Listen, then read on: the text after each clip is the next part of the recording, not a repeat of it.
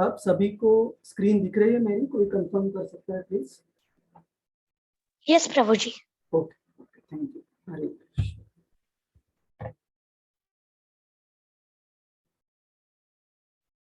हरे कृष्ण। सारे भक्तों को हरे कृष्ण।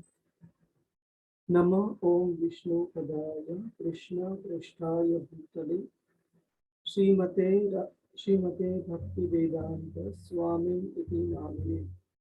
नमस्ते सरस्वती देवी गौरवाणी प्रचारिणी निर्विशेष शून्यवादी पाश्चात्य देशकारिणी। जय श्री कृष्ण चैतन्य प्रभु नित्यानंद श्री अद्वैता गदाधर शिवासादि गौरा भक्तवृंद श्री कृष्ण चैतन्य प्रभु नित्यानंद श्री अद्वैता गदाधर शिवासादि गौरा भक्तवृंद हरे कृष्ण कृष्ण कृष्ण हरे हरे हरे राम राम राम हरे हरे हरे कृष्ण कृष्ण कृष्ण हरे हरे हरे राम राम राम हरे हरे हरे कृष्ण कृष्ण कृष्ण हरे हरे हरे राम राम राम हरे हरे हरे कृष्ण कृष्ण कृष्ण हरे हरे हरे राम राम राम हरे हरे हरे कृष्ण कृष्ण कृष्ण हरे हरे हरे राम राम राम हरे हरे हरे कृष्ण कृष्ण कृष्ण हरे हरे हरे राम राम राम हरे हरे हरे कृष्ण कृष्ण कृष्ण हरे हरे हरे राम राम राम हरे हरे हरे कृष्ण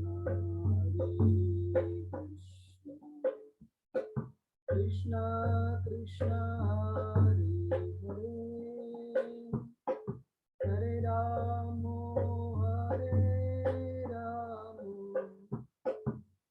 राम राम हरे हरे हरे कृष्ण कृष्ण कृष्ण हरे हरे हरे राम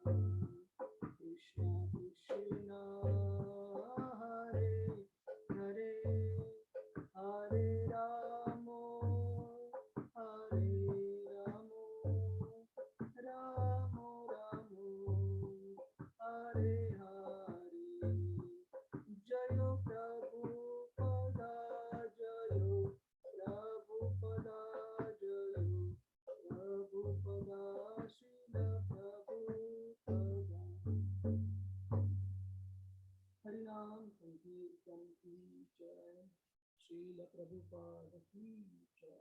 हरे कृष्ण। हरे कृष्ण। एक मिनट दीजिए बस।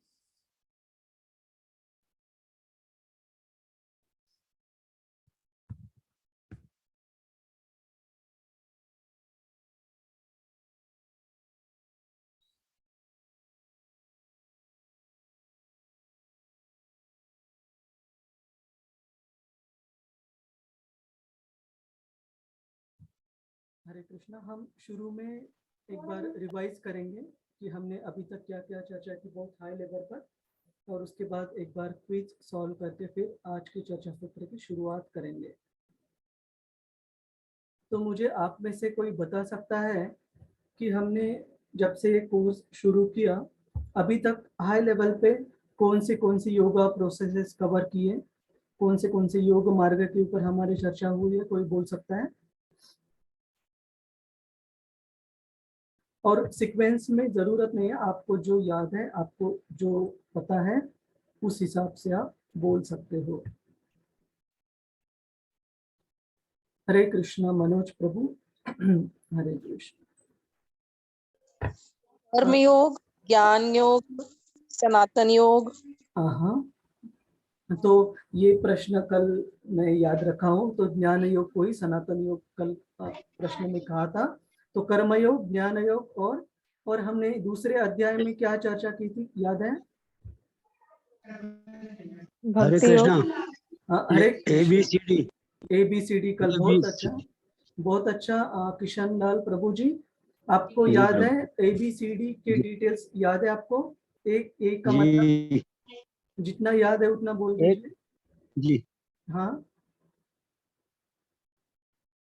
A stands for ए का मतलब भक्त का, हाँ। सी का मंत्र जाप का, भक्त की संगत, हाँ, सी का मंत्र जाप, हाँ, और डी का मतलब भोजन के लिए प्रसाद लेना। हाँ जी, प्रसाद रखना। हाँ, और बी मतलब प्रसाद। बुक्स, भगवद गीता। बहुत बहुत धन्यवाद किशन लाल प्रभु जी।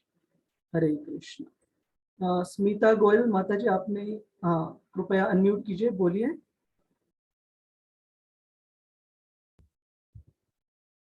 हरे कृष्ण माता जी, बोलिए, आप अनम्यूट कीजिए। हरे कृष्णा प्रभु जी। हरे कृष्ण माता जी, बोलिए। दूसरे अध्याय का नाम था सांख्य योग अध्याय। सांख्य योग, हाँ। तो उसमें हमने क्या चर्चा की थी, कुछ मुद्दा याद है आपको? उसमें हमने बात की थी कि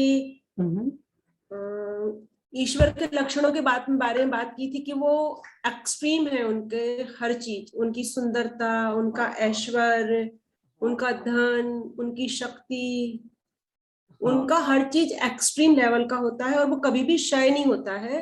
और हमारा समय के साथ में धन, ऐश्वर्य, शक्ति, सुंदरता कम हो जाती है और उनकी कभी भी सुंदरता और धन शक्ति कभी भी खत्म नहीं होती है। जब वो छोटे से बालक थे तो उन्होंने सबसे छोटी उंगली पे पूरा गोवर्धन पर्वत उठा लिया था। और महाभारत के युद्ध के समय उनकी उम्र 125 वर्ष थी, किंतु वो 16 वर्ष की उम्र के समान उनके चेहरे पर चमक थी। और उनकी शक्तियां और उनके त्याग सभी कुछ एक्सट्रीम लेवल के होते हैं। हमने दूसरे अध्याय में ये सब समझा था। बहुत बहुत धन्यवाद माता जी। तो ये भगवान शब्द का अर्थ हमने देखा था, और एक शब्द उसमें मैं थोड़ा सा बदल करना चाहूंगा। भगवान कृष्ण के ये जो 6 ऐश्वर्य है, जो प्रमुख ऐश्वर्य है, वैसे तो उनके ऐश्वर्य सारे असीमित है, लेकिन ये 6 प्रमुख ऐश्वर्य है और 6 के 6 भगवान के पास असीमित मात्रा में है ना, उसकी कुछ लिमिटेशन नहीं है। और इस जगत में अगर किसी भी व्यक्ति के पास इसमें से एक भी ऐश्वर्य क्यों ना हो, वो बहुत फेमस, काफी फेमस को प्रसिद्ध हो जाते हैं। जैसे कोई एक्ट्रेसेस, कोई एक्टर्स हैं जो दिखने में अच्छे या काफी फेमस है, या फिर कोई अगर धनवान व्यक्ति है तो बहुत फेमस हो जाता है। कोई अगर क्या बोल सकते हैं, कोई अगर विरक्त व्यक्ति है, किसी ने किसी इस समाज का, इस जगत का त्याग किया है, तो वैराग्य से भी काफी व्यक्ति प्रसिद्ध हो जाता है।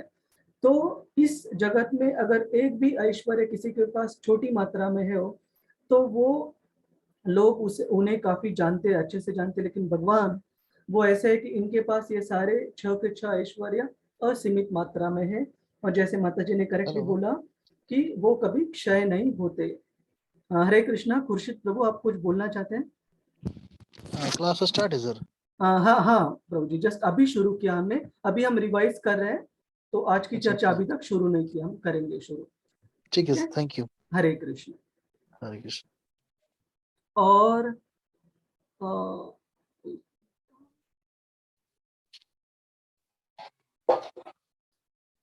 तो आज हम जिस विषय के ऊपर चर्चा करने जा रहे हैं वो एक योग का अगला प्रकार है, और हम उसके बारे में आने से पहले कल का एक बार 5वें अध्याय के ऊपर क्विकली क्विज सॉल्व करेंगे, प्रश्नोत्तर का सेशन देखेंगे।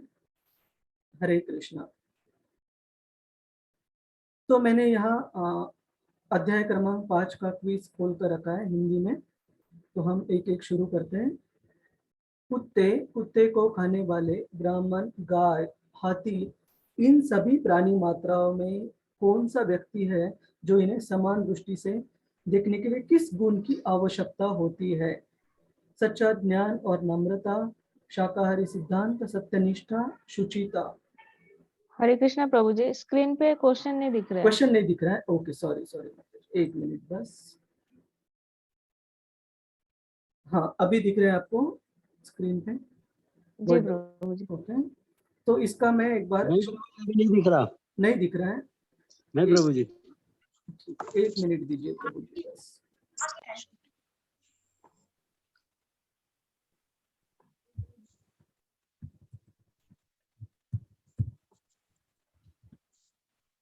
एक मिनट बस।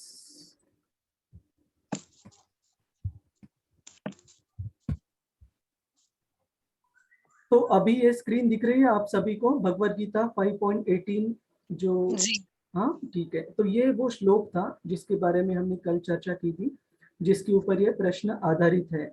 तो यहाँ पर कहा गया है, विद्या विनय संपन्नी। इधर हमने इसको देखना ठीक नहीं आ रहा। हरे कृष्णा। विद्या विनय संपन्नी, ब्राह्मणी गविहस्तिनी, शुनि चैव सुपाके च, पंडिता समदर्शिना। द हम्बल सेज, जो नम्र संत व्यक्ति रहता है, वो अपने ज्ञान के आधार पर हर किसी वस्तु में और हर किसी प्राणी मात्र में भगवान का वास देखता है ना। जैसे हमने अलग अलग उदाहरण देखे थे, कभी ब्राह्मण हो, कभी गाय हो, कभी शेर हो, सांप हो, कुत्ता हो, या कुत्ते को जो खाने वाली भी जो प्रजाति है, इन सभी व्यक्तियों में प्राणी मात्रा में वो भगवान का अंश देखते हैं और सभी को इस प्रकार सम्मान से देखते हैं। तो आइए अब हम क्विज पर जाते हैं। तो कौन सी व्यक्ति है, कौन सा गुण है जिसके हिसाब से व्यक्ति सभी प्राणी मात्रा को समानता से देख सकता है? सच्चा ज्ञान और नम्रता। हाँ, बहुत बहुत धन्यवाद माता जी। इसका नम्रता आंसर। हाँ, सच्चा ज्ञान और नम्रता। हरे कृष्ण। और बड़े टिक करने पड़ेंगे, हमारे बस की नहीं है। हरे कृष्ण। और यहाँ पर ऊपर माता जी ने, हाँ, सेकंड चैप्टर में अभा माता जी ने करेक्टली कहा कि उसमें सांख्य योग या शरीर और आत्मा के बीच में जो फर्क है वो भी हमने चर्चा की थी। बहुत बहुत धन्यवाद माता जी। हम आगे बढ़ते हैं। क्या होता है जब कोई व्यक्ति कृष्ण से जुड़ी चीजों का त्याग करता है? तो ये श्लोक, हमने एक श्लोक देखा था जिसमें हमने चर्चा की थी फाल्गु वैराग्य के बारे में, कि जो वैराग्य, फाल्गु मतलब जो अधूरा है, उसके बारे में कुछ चर्चा की थी। जैसे मैंने उदाहरण दिया था, अगर मेरे पास समझो गाड़ी है और अगर मैं वो गाड़ी मंदिर में जाने के लिए, सेवा करने के लिए, अगर मैं कृष्ण की भक्ति में उसे इस्तेमाल कर सकता हूँ, लेकिन वो ना समझे हुए अगर मैंने उस चीज का त्याग कर दिया, तो वो वैराग्य क्या कहा जाता है? फाल्गु वैराग्य कहा जाता है। तो एक बार ये प्रश्न अच्छे से पढ़िए। आप में से कई भक्तों ने उत्तर डी बताया है। तो ऐसा अधूरा है, इसका आंसर होगा। अधूरा है, हाँ, फाल्गु वैराग्य कहा जाता है इसका। फाल्गु शब्द है, ठीक है, फालतू नहीं है, फाल्गु। फाल्गु का मतलब है कि वो इनकम्प्लीट प्रोनाउंसिएशन, वो अधूरा है। और शायद आपके प्रश्न पढ़ने में जिन भक्तों ने डी लिखा है थोड़ा सा आगे पीछे हुआ लगता है। क्या होता है जब कोई व्यक्ति कृष्ण से जुड़ी चीजों का, मतलब वो कृष्ण की सेवा में हम इस्तेमाल कर सकते हैं, लेकिन वो ठीक से जाने बिना अगर कोई त्याग कर देता है तो वो त्याग अधूरा है, इनकम्प्लीट है। देना, तुम आंसर बताओगे, तुम आंसर देना, ठीक है। हरे कृष्णा।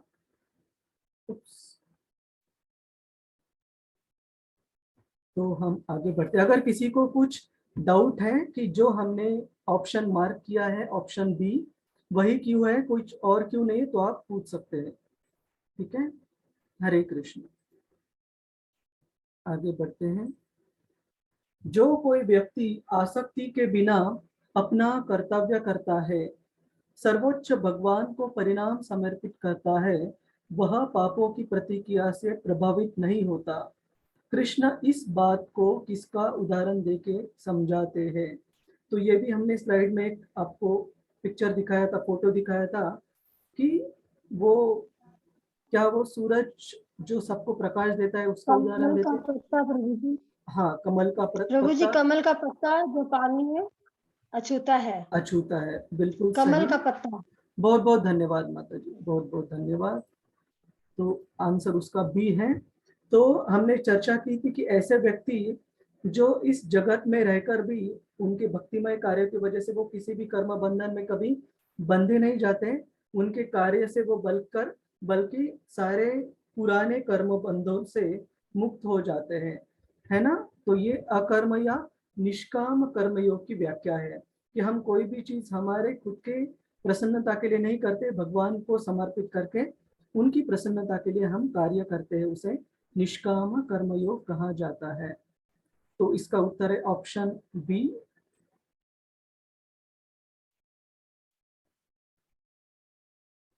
भगवत गीता के अध्याय 5 की शुरुआत में अर्जुन का क्या भ्रम था? हाँ, तो ये बहुत अच्छा सवाल है। कल हमने शुरू में चर्चा की थी कि भगवान ने बहुत अलग अलग मार्ग दिखाने के बाद अर्जुन काफी भ्रमित हुआ था, कंफ्यूज हो गया था कि उसे डैश डैश चीज करनी चाहिए या त्याग करना चाहिए। तो उन्हें अर्जुन, युद्ध लड़ना चाहिए या नहीं लड़ना चाहिए? चाहिए थर्ड। हरे कृष्ण मत, हाँ, अर्जुन भ्रमित था कि क्या उसे यह युद्ध लड़ना चाहिए या खुद को मारना चाहिए। भ्रमित था कि क्या उसे अपने रिश्तेदारों के साथ आखिरी बार शांति बनानी चाहिए। अर्जुन भ्रमित था कि उसे युद्ध लड़ना चाहिए या त्याग करना चाहिए। और भ्रमित था क्या उसे कृष्ण को अपना गुरु स्वीकार करना चाहिए। तो इसका उत्तर है ऑप्शन सी। हरे कृष्ण।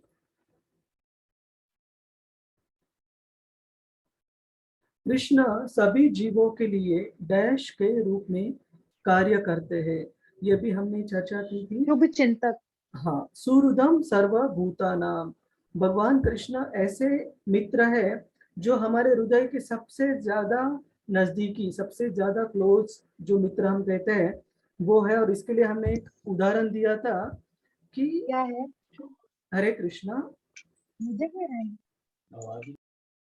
कि हमने उदाहरण दिया था कि एक जीव अगर पतित से पतित योनि में भी उसको अगर जन्म प्राप्त होता है तो हमारे बाकी जो रिलेटिव्स है, बाकी रिश्तेदार दोस्त जो है वो चाहकर भी कभी हमारे साथ आएंगे नहीं जब हमारा उस तरीके का पतन हो जाएगा। लेकिन भगवान कृष्ण हमारे ऐसे शुभ चिंतक है, ऐसे मित्र है कि कोई कभी जीव कहीं एकदम पतित कीटक का भी जन्म प्राप्त करता है तो भी भगवान कृष्ण उसका कभी साथ नहीं छोड़ते। तो वो हमारे सबसे क्लोज फ्रेंड, सबसे निकटतम मित्र है, शुभचिंतक है। तो इसका उत्तर है ऑप्शन ए।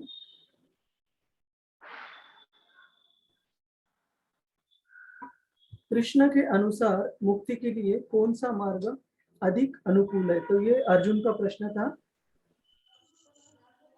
और कृष्ण का उत्तर ये था, हरे कृष्ण में, भक्ति सेवा में कार्य करने का मार्ग। हाँ। तो अर्जुन का जो प्रश्न था कि उन्होंने भक्ति में कार्य करना चाहिए या कार्यों का त्याग करना चाहिए। भक्ति में आगे बढ़ने के लिए। तब भगवान कृष्ण ने उन्हें कहा था भक्ति सेवा में कार्य करने का जो मार्ग है वो ज्यादा श्रेष्ठतर है सारे कार्यों का त्याग करने से।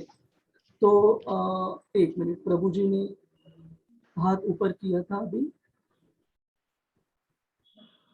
प्रभु जी आपको कुछ पूछना था, आपका अभी मैंने नाम देखा था। हरे कृष्ण।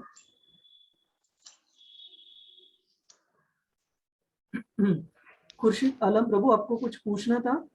नहीं ठीक है सर। ठीक है, okay okay fine. Okay sir, okay. Hare Hare Krishna. तो इसका उत्तर है ऑप्शन सी, भक्ति सेवा में कार्य करने का मार्ग ज्यादा श्रेयस्कर है। कृष्ण किसके स्वामी है? ये काफी अच्छा प्रश्न है। कृष्ण भगवद गीता में हमने कल श्लोक देखा था, उसमें कहते हैं कि अहम बीज प्रदा पिता, मतलब वो मेरे या मेरे बच्ची के या मेरे वाइफ के, कुटुंब के या इस देश के, इस धरती के सारे जीवों के, सारे वैकुंठ, भूलोक, सभी देवताओं, नरक को छोड़कर सभी ग्रह कोई भी सभी छोड़ना नहीं। देवताओं के ग्रहों सहित सभी ग्रह। राइट। और कृष्ण कहते हैं कि सर्व योनिषु कौन्तेय, मतलब सारे जीव आते हैं उसमें, छोटे छोटे कीटक से लेके एकदम देवताओं तक। तो इंद्र से लेके इंद्रगुप्त नाम का जो छोटा से छोटा कीटक है, वहां तक सारे प्राणी मात्रों के वो स्वामी हैं। और बहुत सारे श्लोक भी आते हैं इसके लिए। ईश्वर सर्वभूतानां हृदयेषु अर्जुन तिष्ठति। तो हमेशा भगवान बताते हैं कि सारे जीवों की। तो हमने कभी भी ये नहीं समझना चाहिए कि भगवान हमारे स्वामी है, किसी और के नहीं है। सबके पिता है, सबके स्वामी है, सबके निकटतम मित्र है और शुभचिंतक है। एक विद्वान व्यक्ति सभी जीवों को समान दृष्टि से क्यों देखता है? क्योंकि वह कर्म में विश्वास करता है, क्योंकि वह सबके हृदय में परमात्मा को देखता है, क्योंकि उसकी कोई इच्छा नहीं है, क्योंकि जानवर भी आत्मा है। क्योंकि वह सबके हृदय में परमात्मा को क्योंकि वो देखता है। सभी में परमात्मा को देखता है। हाँ, बहुत बहुत धन्यवाद प्रभु जी, माता जी, बिल्कुल सही उत्तर कहा आपने। पंडिता समदर्शना, जो हमने 5.18 श्लोक देखा था, है ना, विद्या विनय संपन्ने ब्राह्मणे गविहस्तिनी शुनि चैव सुपाके च पंडिता समदर्शिना। तो एक विद्वान मनुष्य, एक एडवांस, एक भक्त जो होता है, एक विद्वान व्यक्ति रहता है, वो सभी जीवों को समान दृष्टि से देखता है और हर जीव को भगवान का अंश के रूप में देखता है। और भगवान उस जीव के हृदय में उस जीव के साथ वास कर रहे हैं, इस हिसाब से वो देखता है। तो हम आगे बढ़ते हैं। भौतिक सुख की प्रकृति, प्रकृति का मतलब है नेचर। भौतिक सुख किस प्रकार का रहता है? वे प्रेरित कर रहे हैं और हम हमेशा खुश रहते हैं। वे अस्थाई है, उनकी शुरुआत और अंत है। वे शाश्वत और स्थायी है। वे हमेशा नए नए स्वाद और एहसास दे रहे हैं। तो भौतिक सुख की व्याख्या इसमें से है, उनका, कृष्ण कहते हैं कि उनकी शुरुआत है और उसका अंत है ना। तो वो अस्थाई है हमें। और एक उसकी खासियत है कि शुरू में, ये आगे श्लोक आएगा आगे वाले अध्यायों में, कि भगवान कृष्ण कहते हैं कि जो भौतिक, जो इंद्रिय तृप्ति रहती है, इंद्रियों का सुख रहता है, वो शुरू में नेक्टर की तरह लगता है। नेक्टर मतलब अमृत की तरह लगता है, लेकिन जब वो उसका अंत होता है तो वो विष से भी ज्यादा कड़वा लगता है। और जो आध्यात्मिक मार्ग है, आध्यात्मिक जो नियमों का मार्ग है, शुरू में काफी सारे नियम दिखेंगे आपको, ये करना चाहिए या ये नहीं करना चाहिए, मुश्किल लगेगा थोड़ा। तो शुरू में वो काफी बिटर मतलब थोड़ा सा कड़वे दवा की तरह लगेगा, लेकिन जो अंत में उसका फल मिलेगा वो बहुत ही मीठा फल रहेगा। तो ये फर्क है भौतिक सुख में और आध्यात्मिक कार्यों में। ठीक है, तो भौतिक सुख अस्थायी है, उसका शुरुआत है और उसका अंत है। यदि कोई व्यक्ति त्याग को मुक्ति के मार्ग के रूप में चुनता है तो उसे अपनी गतिविधियों के फल के प्रति डैश और डैश से मुक्त होना चाहिए। इफ अ पर्सन चूजेस, घृणा तथा ग्रहण और त्याग। एक मिनट, हाँ, इफ अ पर्सन इच्छा, चूजेस घृणा और रिनंसिएशन इच्छा। as a path of liberation, he must be free from dash and dash towards the fruits of his activities. हाँ, हमने इसके बारे में चर्चा की थी कि हमें फलों के लिए, अपने कर्म फलों के लिए ना तो बहुत आसक्त होना चाहिए, ना उनकी घृणा करनी चाहिए। ठीक है, तो घृणा तथा इच्छा, ये बराबर उत्तर है इसका। एक बार देखता हूँ, तो आप सभी ने ऑप्शन ए बताया है। हरे कृष्ण। और सभी एक ऑप्शन कह रहे थे, इसका मतलब ये नहीं कि आप कुछ दूसरा नहीं बता सकते। आपको अगर थोड़ा भी डाउट है तो आप पूछ सकते हैं ये ऑप्शन क्यों है। तो इसी तरह आज का क्विज हमारा खत्म हुआ। तो आज हम आज की चर्चा को शुरुआत करते हैं।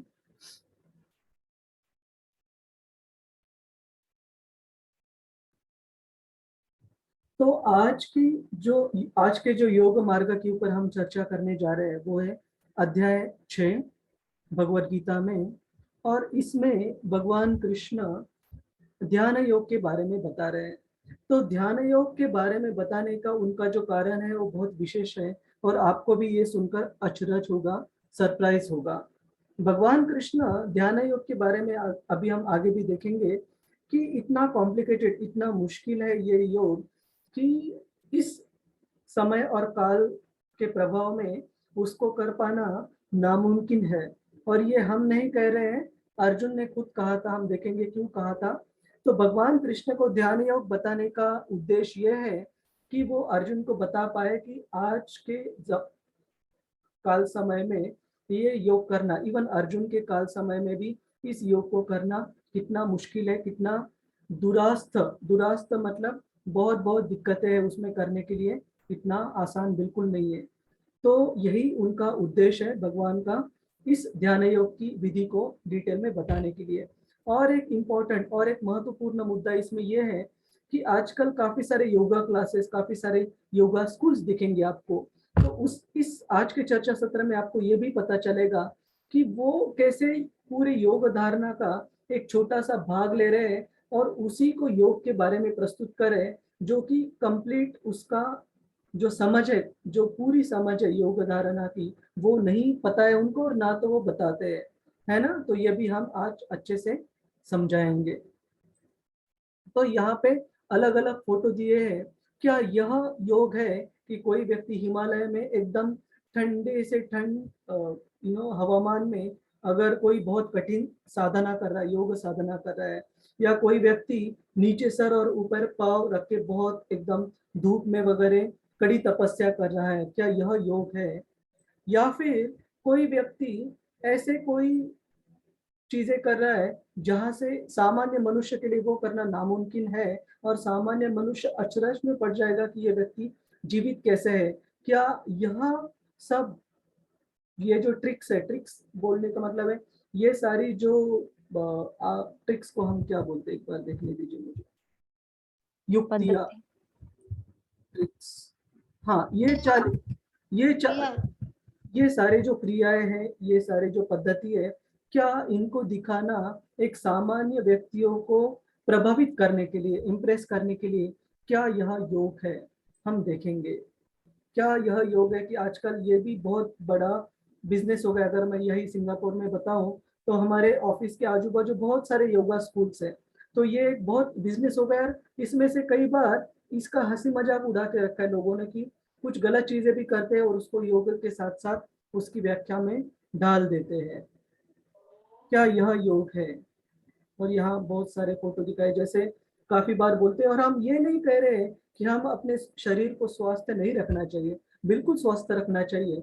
लेकिन जब आप किसी सामान्य व्यक्ति को योग के बारे में बता रहे हो, तो जो शास्त्रों में योग पद्धति दी है, कम से कम एक बार तो पूरी तरीके से बताओ, और उसके बाद बताओ कि हम उसका थोड़ा सा भाग यहाँ पर सिखाते हैं, हम पूरी चीज यहाँ पर नहीं सिखाते हैं। लेकिन आजकल गलत तरीके से योग प्रस्तुत किया जाता है, जैसे अच्छे शरीर के लिए और इंद्रिय तृप्ति को आगे बढ़ाने के लिए भी योग का इस्तेमाल किया जाता है, जो कि बहुत बहुत गलत चीज है, गलत इस्तेमाल है उसका। भगवत गीता में कहीं भी ऐसे कहा नहीं है। तो ये काफी सारे उदाहरण दिए, इवन बिजनेस सक्सेस के लिए, अपने व्यापार में यश प्राप्त करने के लिए भी योग बताते हैं, योग का उपाय बताते हैं। तो हम देखेंगे कि सही में योग क्या है। तो इसी श्लोक से आज की शुरुआत होती है, छठे अध्याय का पहला श्लोक। बहुत बहुत धन्यवाद प्रभु जी महाराज। तो यहाँ भगवान कृष्ण कहते हैं, श्री भगवान उवाच अनाश्रित कर्म फलम कार्यम कर्म करोति यः स सन्यासी च योगी च न निरग्निर न च क्रियः न च अक्रियः। उसका अनुवाद है, श्री भगवान ने कहा, जो पुरुष अपने कर्म फल के प्रति अनासक्त है और जो अपने कर्तव्य का पालन करता है, वही सही में सन्यासी है और असली योगी है। वह व्यक्ति नहीं है योगी जो न तो अग्नि जलाता है न तो कर्म करता है। इसका मतलब है कि प्री मैच्योरली का मतलब है कि पूरी तरह समय से पहले ही, अगर कोई व्यक्ति मैच्योर अंडरस्टैंडिंग उसकी समझ होने से पहले ही सारे चीजों का त्याग कर देता है, ये समझता भी नहीं है कि उन चीजों का मैं भगवान कृष्ण की सेवा में उस उपयोग कर सकता हूँ क्या नहीं, ऐसे व्यक्ति सही में कहा जाए तो योगी या सन्यासी भगवान कृष्ण के हिसाब से नहीं है। वही व्यक्ति योगी है या सन्यासी है जो अनाश्रित कर्म फलम, जो हम अपने कर्म फल से आसक्त नहीं है और वो अपने कर्तव्य का पालन करता है, जो भगवान कृष्ण ने उनको कर्तव्य दिए हैं, जो प्रिस्क्राइब ड्यूटीज दिए उनका अच्छे से पालन करता है और कर्म फल को आसक्त नहीं रहता, भगवान कृष्ण को अर्पण करता है, वही व्यक्ति सही में योगी है या सन्यासी है। और ऐसे व्यक्ति नहीं है जो कार्य नहीं करता या जो योग के कार्य है उनको भी जो नहीं करता है, जो अग्नि नहीं जलाता और कर्म को नहीं करता है। तो शास्त्रों में बताया गया है अष्टांग योग, और ये भगवत गीता में भी इसके अलग अलग जो स्टेप्स है, उसके अलग अलग जो स्तर है वो बताए गए हैं अष्टांग योग के। उसमें आते हैं यम, नियम, आसन, प्राणायाम, प्रत्याहार, धारणा, ध्यान और समाधि। ये अलग अलग जो स्टेप्स, अलग अलग जो स्तर है अष्टांग योग पद्धति के, वो बताए गए हैं।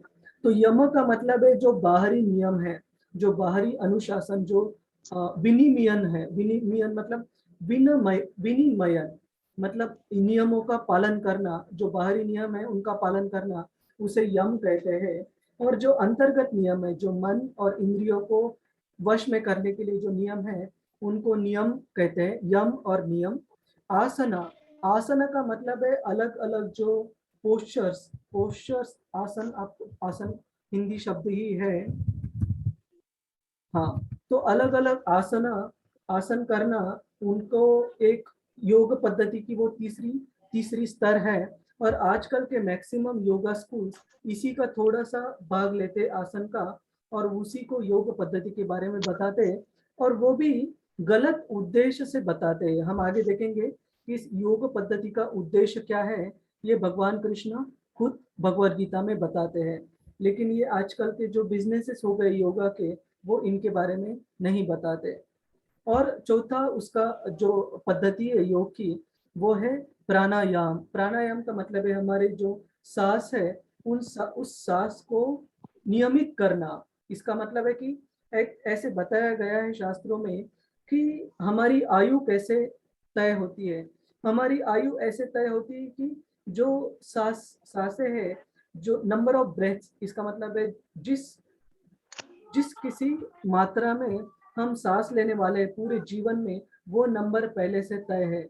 अगर इसी का इस्तेमाल कर योगी अपनी सांस काफी धीमी कर देते हैं और अपने जीवन को काफी लंबा बनाते हैं, तो वो भी योग की एक अभ्यास की क्रिया है, प्राणायाम। और आगे की जो पद्धति है, क्रिया है, वो है प्रत्याहार। प्रत्याहार मतलब अपने इंद्रियों को, जो इंद्रिय भोग की जो वस्तुएं हैं, जो इंद्रिय भोग के विषय है उनसे बाहर निकालना, उनसे निकाल देना, इंद्रिय तृप्ति में भाग नहीं लेना, उसे प्रत्याहार कहते हैं। और जो छठा जो स्तर है, जो पद्धति है, उसे धारणा कहते हैं। उसमें खुद के मन को और खुद के जो कॉन्सेंट्रेशन ऑफ वंस माइंड, मन का जो फोकस है, एक मिनट, हाँ, मन को एकाग्र करना, जो परमात्मा रूपी भगवान का हमारे हृदय में वास है, उनके ऊपर धारणा करना, उनके ऊपर एकाग्र मन को लगाना, चित्त को लगाना, वो धारणा है जो छठा स्तर है। ध्यान मतलब मेडिटेशन, मतलब भगवान के ऊपर जो परमात्मा रूप में हमारे हृदय में वास कर रहे, उनके ऊपर ध्यान करना। और समाधि का ये सबसे ऊंचा स्तर है योग साधना का, जिसमें ऐसे कहा जाता है कि समाधि में जो भी योगी है, उसको आप अगर कहीं पानी में फेंक भी दोगे तो भी उसकी मृत्यु नहीं होगी। समाधि का इतनी पावर है, उतनी शक्ति है। लेकिन हम आगे देखेंगे क्या ये योग धारणा, ये जो 8 प्रकार की जो पद्धति है योग अभ्यास की, वो क्या, उसके जो पात्रताएं है वो क्या है, और वो आज के जीवन और काल में क्या वो संभव है, उसके बारे में भी हम चर्चा करेंगे। तो योग की अष्टांग योग की सारी पद्धति एक बार देखेंगे। यम, नियम, आसन, प्राणायाम, प्रत्याहार, धारणा, ध्यान और समाधि। क्या आप इस योग प्रणाली को आजमाने के लिए तैयार हैं? तो हम देखते हैं, अगर आपका उत्तर हाँ भी है तो भी उसमें कुछ गलत नहीं है। सिर्फ आपको देखना है कि उसको पात्र करने के लिए खुद को क्या क्या करना जरूरी है इस योग पद्धति को आचरण में लाने के लिए। तो सबसे पहले, हरे कृष्णा, सुमन प्रभु तैयार है तो देखते हैं हम। बहुत बहुत धन्यवाद सुमन प्रभु। तो सबसे पहली जो पद्धति है योगाभ्यास की, वो है यम। यम के लिए जो पात्रता, यम का मतलब है जो बाहरी नियमों का पालन करना। उसके लिए कहा गया है एकांत जगह में अकेले रहना और हमेशा अपने मन को नियंत्रित करना।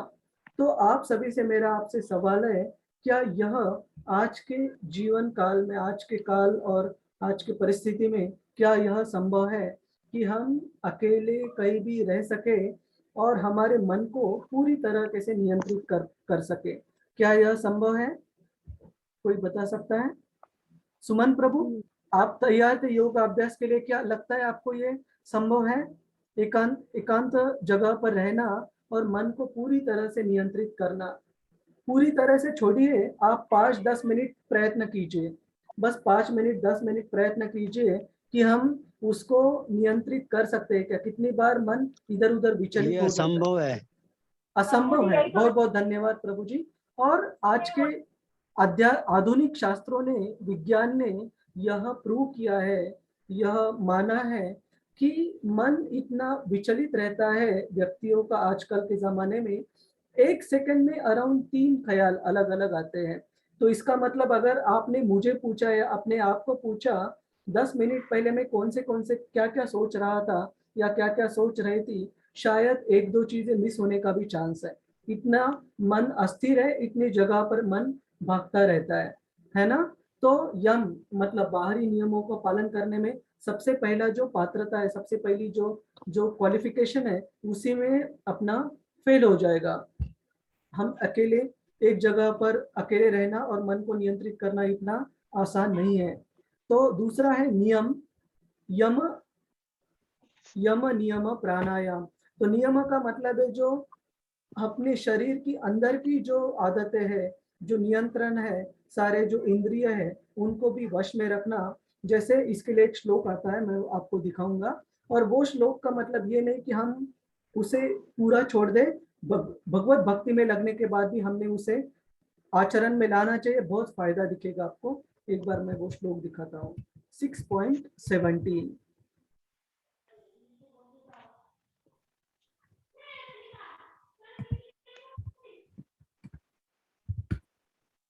तो मैं ये एक बार शेयर करता हूँ।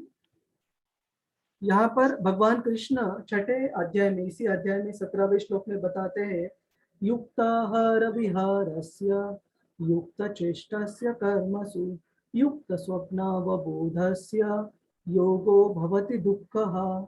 कि ऐसे व्यक्ति जो अपने हैबिट्स मतलब अपने आदतों में बहुत नियमन रखता है। कौन सी आदतों में? इसका मतलब है ईटिंग, मतलब वो बहुत ज्यादा नहीं खाता, बहुत कम भी नहीं अन्न ग्रहण करता। वो बहुत नियमन रखता है कि जितना शरीर को चाहिए उतना ही अन्न ग्रहण करता है, और वो अन्न भी सात्विक ग्रहण करता है। अपने जीवा के इंद्रिय तृप्ति के लिए नहीं ग्रहण करता, अपने शरीर के भरण पोषण के लिए सात्विक अन्न ग्रहण करता है, और वो भी योग्य मात्रा में। और जो स्लीपिंग मतलब निद्रा में भी बहुत ज्यादा नहीं सोता, बहुत कम नहीं सोता, जस्ट योग्य मात्रा में वो सोता है। रिक्रिएशन का हम हिंदी में अनुवाद कर सकते हैं मनोरंजन। मनोरंजन मतलब वो एकदम सारे चीजों का पूरा त्याग भी नहीं करता, और बहुत ज्यादा, हरे कृष्णा म्यूट पर रखिए, बहुत ज्यादा अपने मन को वो खुला भी नहीं छोड़ता। मनोरंजन भी मतलब जो रिक्रिएट करना है, जो फ्रेश रहना है मन, उसके लिए जो गतिविधियां करनी है, उसमें भी वो बहुत नियमन रखता है। और अपने काम में भी वो बहुत नियमन रखता है कि बहुत एकदम 24 घंटों में से 12, 14, 16 घंटा भी वो काम नहीं करता, और अपने शरीर को ध्यान देने में भी पूरा समय नहीं लगाता। लेकिन वो ऐसे तरीके से काम करता है कि वो कार्य करने के बाद आध्यात्मिक चीजों के लिए, आध्यात्मिक प्रगति करने के लिए, आध्यात्मिक कार्य करने के लिए भी उनके पास समय रहेगा। इस तरीके से जो भी व्यक्ति अपने अन्न ग्रहण करने की प्रक्रिया में, सोने की प्रक्रिया में, मनोरंजन की प्रक्रिया में और कार्य करने की प्रक्रिया में जो नियमन रखता है, उस व्यक्ति के लिए योग साधना आचरण में लाना काफी श्रेयस्कर, काफी कन्वीनियंट उनके लिए है। तो इसका मतलब ये नहीं कि हम अगर अष्टांग योग नहीं करने वाले, अगर हम योग जो अष्टांग योग का जो मार्ग है वो अगर हम नहीं अपनाने वाले, तो हमें नियमन नहीं करना चाहिए, बिल्कुल नहीं। हमें भक्ति के मार्ग में अगर हमने आगे बढ़ना है तो इन सारे चीजों में हमें नियमन करना चाहिए। जैसे अन्न के बारे में नियमन पे हमने 1-2 दिन पहले चर्चा की थी कि भक्त कैसे अन्न लेता है, ग्रहण करता है। वो भगवान को भोग लगा कर लेता है, और वो बहुत ज्यादा तामसिक और राजसिक अन्न नहीं ग्रहण करता, वो हमेशा सात्विक अन्न ग्रहण करता है, ताकि उसके इंद्रिय वश में रहे, उसके इंद्रिय वश करने में काफी दिक्कतें ना आए। और वो काफी बहुत ज्यादा सोता नहीं है, बहुत कम सोता नहीं है, और मनोरंजन के लिए भी वो नियमन रखता है। तो ये हो गए यम और नियम। फिर है आसन। तो आसन के बारे में इतने कठोर नियम बताए गए हैं कि व्यक्ति ने ऐसी जगह पर बैठना चाहिए, ना तो वो बहुत ऊंची जगह हो, ना तो बहुत निचली जगह हो। और हमने कुशा जो घास है उसके ऊपर हिरन की जो स्किन है, जो चमड़ी है, उसके ऊपर बैठना चाहिए। अभी इसमें भी इतनी सारी दिक्कतें हैं कि हम काफी सारे लोग आजकल अपार्टमेंट में रह रहे हैं। तो मैं यहाँ रहता हूँ, छठे माले पर रहता हूँ।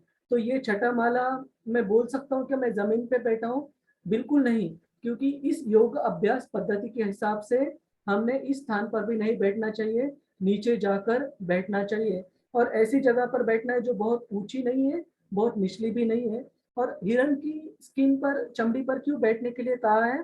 क्योंकि आप जब जंगल में योग अभ्यास के लिए बैठोगे तो आपके पास जो अनवांटेड एनिमल्स, अनवांटेड मतलब जो न चाहते हुए भी कुछ प्राणी मात्र आ सकते हैं, जैसे सांप हो, बिच्छू हो, जो भी हो, तो ये सारे प्राणी मात्र आपके आजू बाजू न आए, इसके लिए हिरण की जो चमड़ी है वो इस्तेमाल करने के लिए कहा है। लेकिन आजकल अगर हमारे घर में हिरन की चमड़ी होगी तो फॉरेस्ट डिपार्टमेंट वाले तुरंत आ जाएंगे और हमें अटक करके ले जाएंगे, है ना? तो ये भी एक तरीका है, आप समझ सकते हैं कि क्यों इस जीवन और काल में इस योग प्रक्रिया को फॉलो करना, आचरण में लाना बहुत मुश्किल है। और ये व्यक्ति जब योगा अभ्यास में बैठा हो तो उसका जो सर है, वो कब कर देगा, लेकिन हम तो खेलने के लिए। हरे कृष्णा, कृपया म्यूट पर रखिए सभी, ताकि बाकी भक्तों को दिक्कत ना आए। उसका जो सर है, जो उसकी मान है और जो उसकी पीठ है, एक लाइन में उसने बैठना चाहिए। अभी मैं एक बार बैठा हूँ, आप भी बैठे हो, तो हम बैठते वक्त इतने बार आगे पीछे मुंह होते हैं क्योंकि हमने वो स्थिरता उतनी नहीं है ना।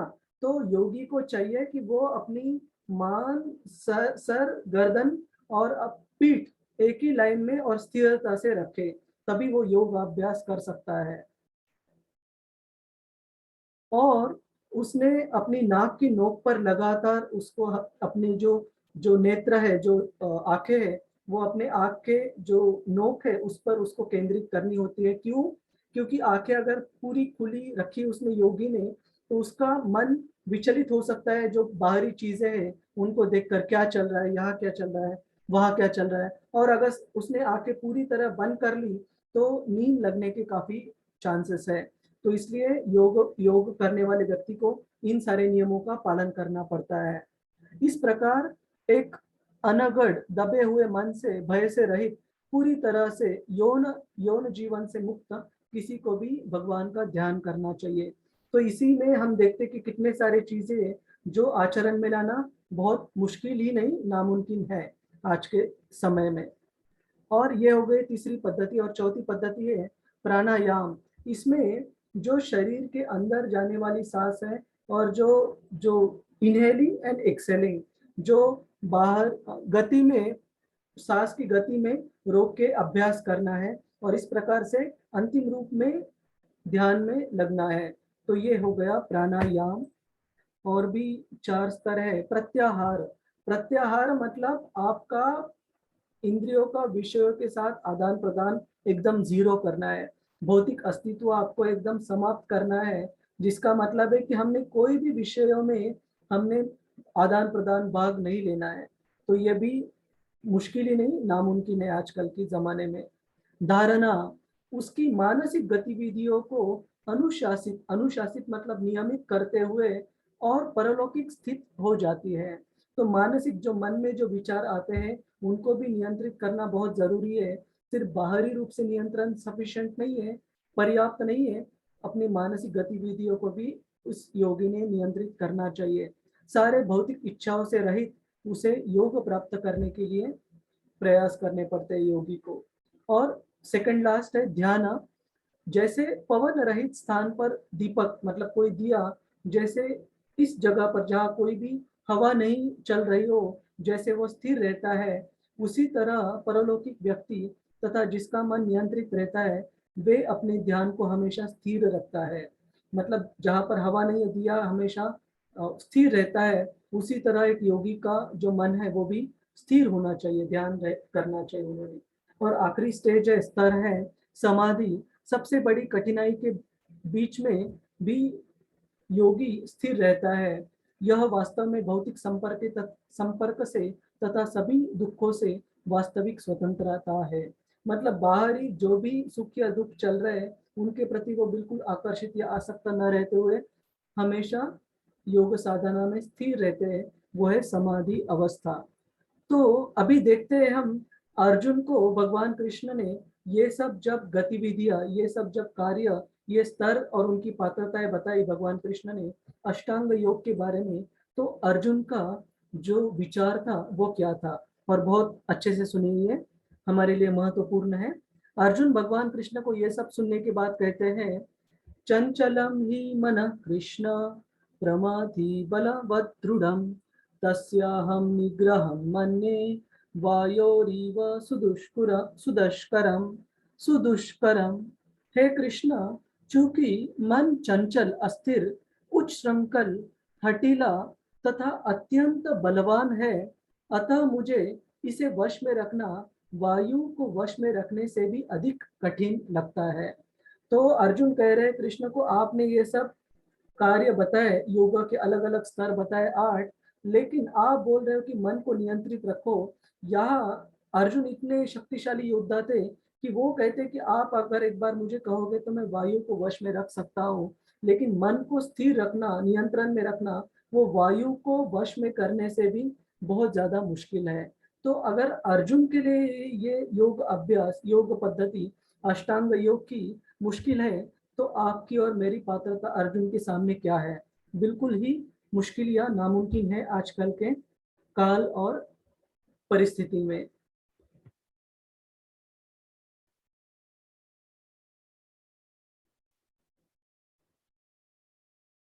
तो अर्जुन का ये जो डाउट था, ये जो संदेह था अष्टांग योग पद्धति के मुश्किल होने के बारे में, इसके लिए भगवान कृष्ण क्या कहते हैं। श्री भगवान उवाच संशयं महाबाहो मनो दुर्निग्रहं चलम् अभ्यासेन तु कौन्तेय वैराग्येन च गृह्यते। भगवान श्री कृष्ण ने कहा, हे महाबाहु कुंती पुत्र अर्जुन, निस्संदेह चंचल मन को वश में करना अत्यंत कठिन है। भगवान कृष्ण मान रहे इस बात को, किंतु उपयुक्त अभ्यास द्वारा तथा विरक्ति द्वारा ऐसा संभव है। तो भगवान कृष्ण कहते कि हे अर्जुन, मैं जानता हूँ तुम जो कह रहे हो वो सही है कि मन को वश में करना बहुत मुश्किल है, आसान नहीं है, लेकिन उपयुक्त अभ्यास तथा विरक्ति द्वारा ये संभव है। लेकिन भगवान कृष्ण ये नहीं कर रहे कि तुम इस मार्ग को अवलंबन करो, है ना, ये हम बाद में देखेंगे। इस अध्याय का कंक्लूजन भगवान कृष्ण क्या कहते हैं, बहुत सीखने लायक है उससे, ठीक है। तो आगे हम देखेंगे कि हमारा जो मन है ना, अर्जुन इसके बारे में बहुत चिंतित है कि इसको अगर हमने वश नहीं कर पाए तो योग अभ्यास पद्धति कभी भी मुमकिन नहीं है, कभी भी पॉसिबल नहीं है। तो ये मन हमारा दुश्मन है या हमारा दोस्त है, कोई बता सकता है आप में से?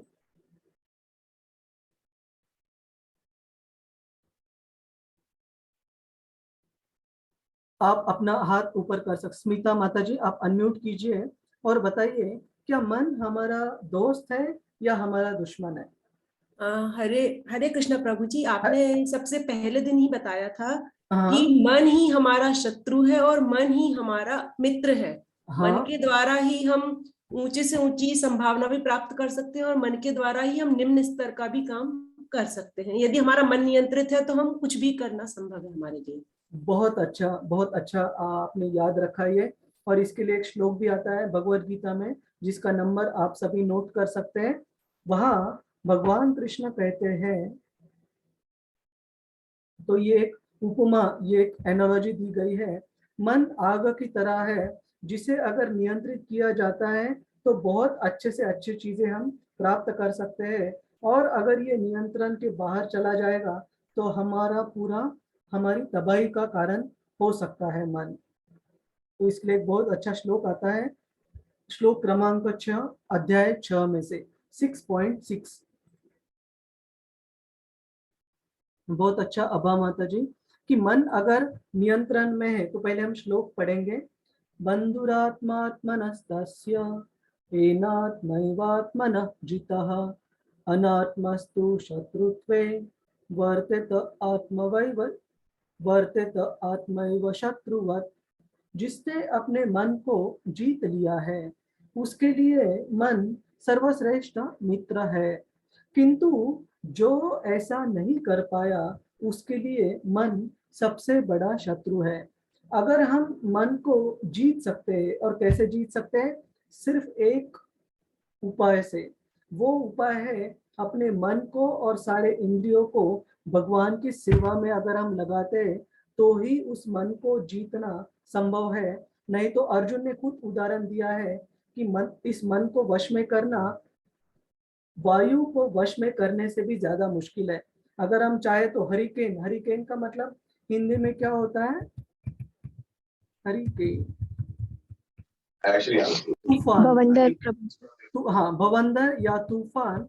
तूफान को नियंत्रित करना भी आसान है, लेकिन मन को नियंत्रित करना उससे भी ज्यादा मुश्किल है। मन को नियंत्रित करने का एक में वो उपाय, मतलब मन को और अपने सारे इंद्रियों को भगवान की अगर हम सेवा में लगाएंगे तो भी इसको नियंत्रित किया जा सकता है। और अगर हम इसको नियंत्रित करके हम इसको अपना अच्छे से अच्छा मित्र बना सकते हैं। और अगर हमने इसको खुला छोड़ दिया, है ना, खुला छोड़ दिया, तो वो हमारा सबसे बड़ा शत्रु बनता है, बन सकता है, बना रहेगा। तो एक उदाहरण दिया जाता है इसके बारे में कि पाश्चात्य देशों में कई सारे लोग अलग अलग प्राणी भी पेट मतलब एक पालतू प्राणी के रूप में घर में रखते हैं। और काफी बार कुछ डेंजरस, काफी भयानक प्राणी भी वो रखते हैं। जैसे कुछ कुछ लोग रखते हैं पाइथन, पाइथन का मतलब है अजगर, अजगर को वगैरह रखता है घर में। लेकिन इमेजिन कीजिए वैसा भयंकर प्राणी अगर रात को हम सो रहे हैं और वो अपने पिंजरे से मुक्त हो जाता है, तो जो मालिक है उसकी तो मृत्यु बहुत ही ज्यादा पॉसिबल, संभव है या निश्चित भी है। तो मन अपना वैसा ही है, अगर हम अपने बड़े शत्रु को पिंजरे से बाहर खुला छोड़ देंगे तो आपको क्या लगता है वो हमारी क्या दशा करेगा? वो हमें तहस नहस पूरा, यहाँ क्या बताया गया है, तबाही कर देगा, है ना। इसलिए एक भक्त को चाहिए, एक योग साधना करने वाले व्यक्ति को चाहिए कि हमारे मन के ऊपर नियंत्रण प्राप्त करे, जीत ले। अगर हमें भक्ति योग भी करना है तो भी मन को वश में रखना बहुत बहुत जरूरी है। अगर मन खुला छोड़ देंगे तब हमारी पूरी साधना पे, पूरी पूरी भक्ति क्रियाओं पे ये पानी फेर देगा। और अर्जुन ने बाद में पूछा कि ठीक है, आप बोल रहे हो हम वैराग्य से और अभ्यास से जैसे तैसे मन को वश में नियंत्रण कर सकते हैं या उसको जीत सकते हैं और उसे अपना मित्र बना सकते हैं। तो अर्जुन कहते क्या होगा उस व्यक्ति का जिसने जैसे तैसे अभ्यास करके वैराग्य से मन को अपने वश में करने की कोशिश की। उसने ये योग अभ्यास शुरू किया, लेकिन किसी कारण भौतिक आसक्तियों की वजह से, भौतिक विषयों की वजह से उसका मन आगे नियंत्रण में नहीं रहता और वो भौतिक चीजों में फिर से कार्यों में लगा रहता है। तो उसको आगे चल के उसकी गति क्या होगी? क्या उसको इस योग प्रक्रिया की जो फल है उसकी प्राप्त होगी? तो यहाँ भगवान कृष्ण दो तरीके के असफल योगी यहाँ पर डिवीजन करते, विभाजन करते हैं। पहले प्रकार के असफल योगी वो है जो थोड़ी देर, थोड़ी समय के लिए योग अभ्यास करने के बाद उनका पतन हो जाता है। तो वो अनेक अनेक वर्ष जो उच्च लोक है, स्वर्गलोक वगैरह, उसमें आनंद का उपभोग करने के बाद वो इस जगत में एक तो बहुत जो धनशाली, जो धनवान व्यक्ति है उनके घर में, या जो अच्छे से सदाचार करने वाले लोग हैं उनके घर में श्रीमताम श्रीमताम व्हाट इज दैट श्लोक 641, सुचिनाम श्रीमताम गेहे, जो सदाचारी व्यक्ति है या जो धनवान व्यक्ति है उनके घर में, उनको उनके कुल में उनको जन्म प्राप्त होता है। तो ये हो गया वो योगी जिन्होंने थोड़ी समय के लिए योग साधना की हो। लेकिन वैसे योगी जिन्होंने बहुत बहुत लंबे समय तक योग साधना की हो और बाद में वो अगर उनका पतन हो जाता है भौतिक आसक्ति की वजह से, वो भौतिक कार्यों में जुट जाते हैं और योग जो अभ्यास है वो एंड तक, अंतिम स्तर तक नहीं ले जा सकते, उनका क्या होता है? तो वो इस जन्म के बाद भी उनको इतने अच्छे कुल में जन्म मिलता है जहां पर वो भक्तों का कुटुंब हो, वो भगवान के भक्त के कुल में जन्म लेते हैं, ताकि वो जहां तक उन्होंने भक्तिमय कार्य किए है वहां से आगे उनको मौका मिलेगा भक्ति में आगे बढ़ने के लिए।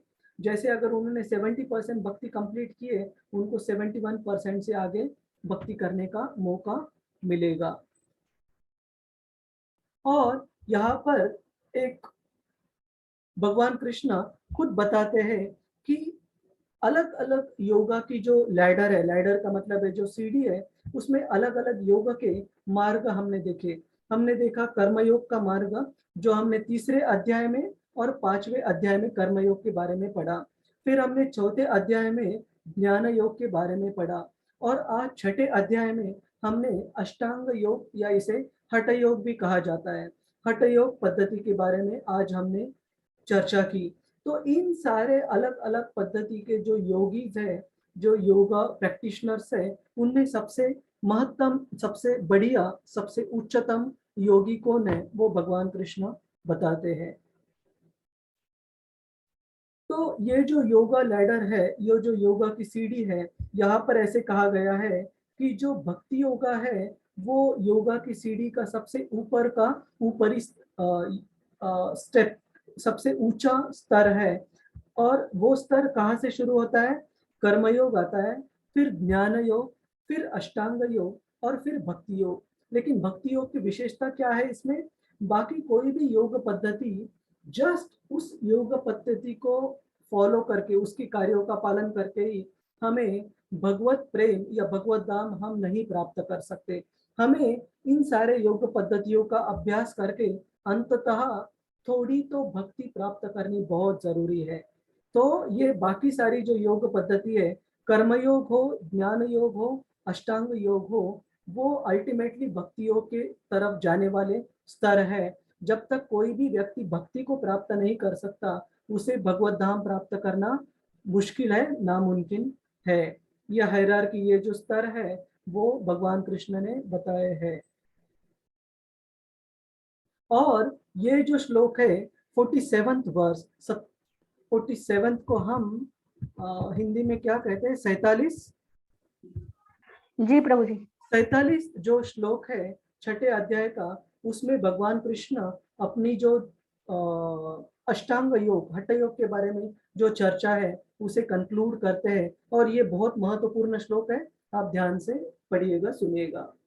योगिनाम अपि सर्वेषां मद्गतेन अंतरात्मना श्रद्धावान भजते यो माम समे युक्ततमो मतः। भगवान कृष्ण यहाँ कह रहे हैं कि सारे योगियों में ऐसे योगी को मैं सर्वश्रेष्ठ समझता हूँ। किसे सर्वश्रेष्ठ समझते हैं? जो अत्यंत श्रद्धापूर्वक मेरे परायण है। परायण मतलब वो भगवान को पूरी तरह से अपना जीवन उन्होंने समर्पित रखा है। समर्पित रखने का मतलब ये नहीं कि पूरा घरदार छोड़कर गए वो। समर्पित रखने का मतलब है अपना हर कार्य, हर जिम्मेदारी वो भगवान को केंद्रित रखकर पूरी करते हैं, उसे समर्पण कहा जाता है। अपने अंतकरण में मेरे विषय में हमेशा सोचता है। ऐसे योगी जो हमेशा अपने हृदय में भगवान का ध्यान करता, उनके बारे में सोचता हो, और जो अपने सारे कार्यकलापों को भगवान के लिए समर्पित करता हो, और जो भगवान की दिव्य प्रेम भक्ति करता है, जो भक्तिमय मार्ग के कार्यों का अवलंबन करता है, वह व्यक्ति, भगवान कृष्ण कहते हैं कि योग में सबसे परम अंतरंग रूप में उनसे युक्त रहता है। युक्त का मतलब है कनेक्टेड, भगवान से हमेशा वो जुड़ा हुआ रहता है। कौन सा व्यक्ति? जो हमेशा भक्तिमय कार्यों में लगा रहता है, हमेशा अपने सारे कार्यों में भगवान को समर्पित रहता है, और जो अंतकरण में हमेशा भगवान कृष्ण के बारे में सोचता है, उनके बारे में चिंतन करता है। कृष्ण के हिसाब से वो योगी सबसे उच्च कोटि का योगी है। और बाकी ये सारे योगी इंक्लूडिंग हठ योगा, ज्ञान योगा, कर्म योगा, उस भक्ति योग के नीचे है, उसके ऊपर नहीं है। वो सबसे उच्चतम स्तर है भक्ति का। तो ये जो योग अभ्यास है आजकल के काल में और आजकल की परिस्थिति में हम कैसे कार्य में ला सकते हैं, कैसे हमारे अनुभव में हम कैसे इसे हमारे कार्य में हम कैसे उतार सकते हैं इसे। तो कहा गया है शास्त्रों में, अलग अलग युग में अलग अलग योग पद्धति, अलग अलग जो मोड ऑफ परफेक्शन, अलग अलग कार्य पद्धति हमारे जीवन को परिपूर्ण करने के लिए बताई गई है। जैसे सतयुग के लिए कहा गया है मेडिटेशन ऑन लॉर्ड विष्णु, भगवान विष्णु के ऊपर हमारे हृदय में चिंतन करना, मनन करना, योग करना, एक जगह पर बैठकर उनके ऊपर ध्यान करना, ये सत्ययुग की जो कार्य पद्धति है, जो रिकमेंडेड का मतलब है जो सजेस्टेड, रिकमेंडेड जो अनुशासित, जो बताई गई कार्य पद्धति है योग की, वो है भगवान के ऊपर ध्यान करना सत्ययुग में। और त्रेता युग में कहा गया है कि बहुत बहुत बड़े यज्ञ जैसे अश्वमेध यज्ञ हो, गोमेध यज्ञ हो, वो त्रेता युग में योग पद्धति अनुशासित या बताई जाती थी हमारे जीवन को परिपूर्ण करने के लिए। और द्वापर युग में विस्तृत रूप से भगवान के अर्च विग्रहों की पूजा करना, ये योग पद्धति बताई जाती थी। लेकिन कलयुग में, आज के जीवन काल में और आज के परिस्थिति में जो योग पद्धति सजेस्ट बताई गई है, वो है भगवान के पवित्र नामों का जप करना, chanting of the Holi names of Lord. And वो कैसे करना है? ये भी बताया गया है। आप पूछोगे कि क्यों हरिनाम का जो जप है, हरिनाम का जो कीर्तन है, उसे इतना स्ट्रेस, उसे इतना अच्छे से, मतलब उससे अच्छा, एक मिनट ना, स्ट्रेस करना मतलब क्या, महत्व देना। उसे इतना अच्छा महत्व क्यों दिया गया है? आप बोलोगे क्या ये अंतरराष्ट्रीय कृष्ण भावनामृत संघ बता रहा है इसलिए हमने करना चाहिए? बिल्कुल नहीं। शास्त्र का इसके लिए आधार है, वो हम कुछ श्लोक देखेंगे। कलयुग में लोगों के लिए केवल भगवान के पवित्र नामों का जप करने के लिए विधि बताई गई है, और इसके लिए कुछ हम श्लोक देखेंगे जो शास्त्र में दिए गए हैं। कली संतरणा उपनिषद में एक श्लोक आता है जो श्री चैतन्य चरितामृत में भी रेफर किया गया है। उस श्लोक में बताया गया है, हरेर नाम हरेर नाम एव केवलम, कलौ नास्ति एव गतिर अन्यथा। इसका मतलब है कि इस झगड़े और पाखंड के इस युग में, झगड़ा तो आपको पता है, पाखंड मतलब हिपोक्रेसी, पाखंड मतलब अंदर कुछ और बाहर कुछ और, है ना? तो इस झगड़े और पाखंड के इस युग में उद्धार का सिर्फ एकमात्र साधन है, और वो साधन है भगवान के पवित्र नामों का जप करना।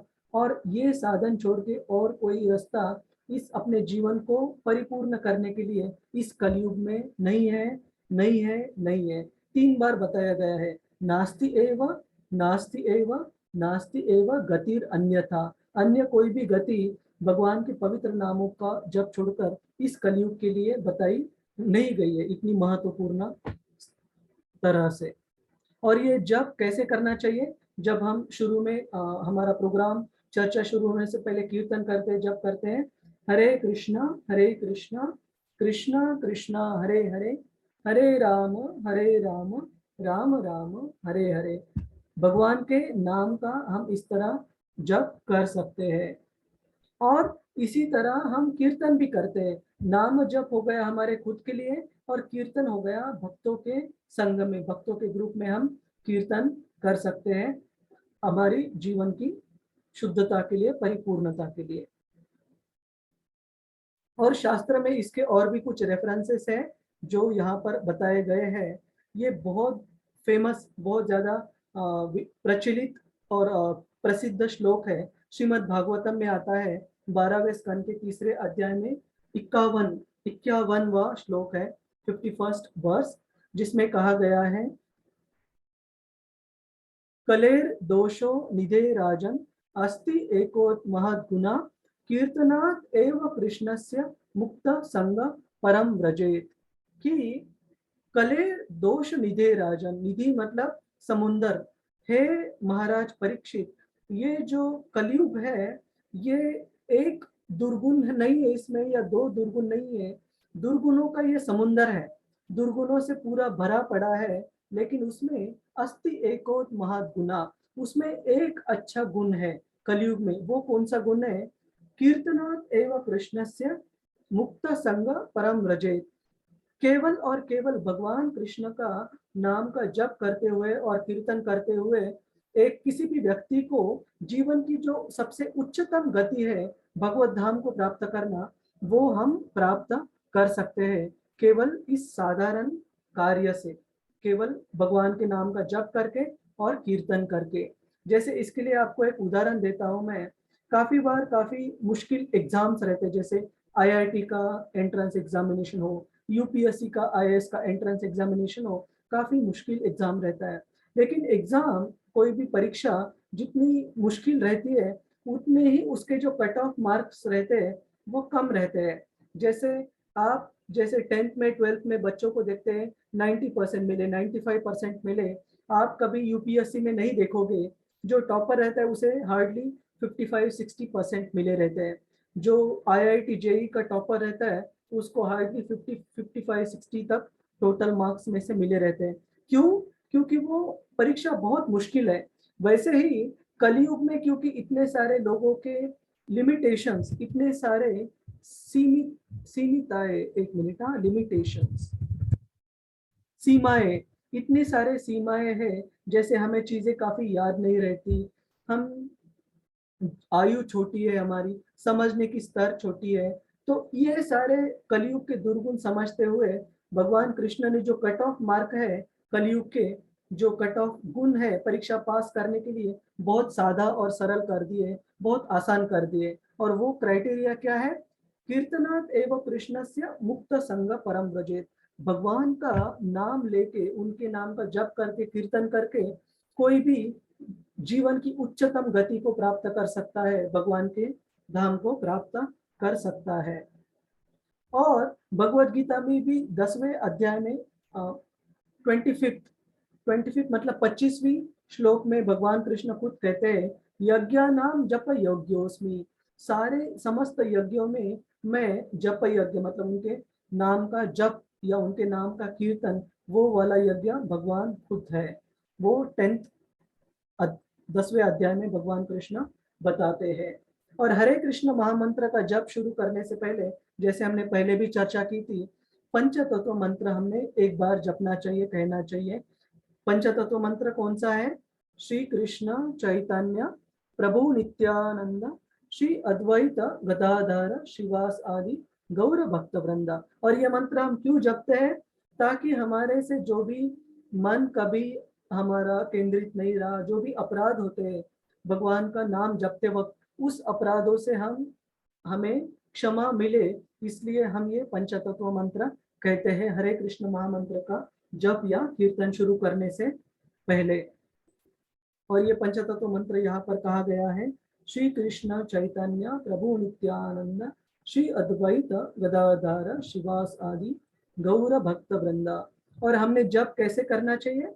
हमने जब कम से कम इस लेवल तक करना चाहिए कि हम जो कह रहे हैं वो खुद को सुनने आना चाहिए। हमने इतने एकदम काफी बार लोगों की गलतफहमी रहती है कि कोई भी मंत्र अगर जपना है तो मन में जप करेंगे, they will chant in their minds. लेकिन हमने हरे कृष्ण महामंत्र थोड़ा सा जोर से जपना चाहिए, जो खुद को तो कम से कम सुनने में आए, सुनने के लिए पर्याप्त होना चाहिए।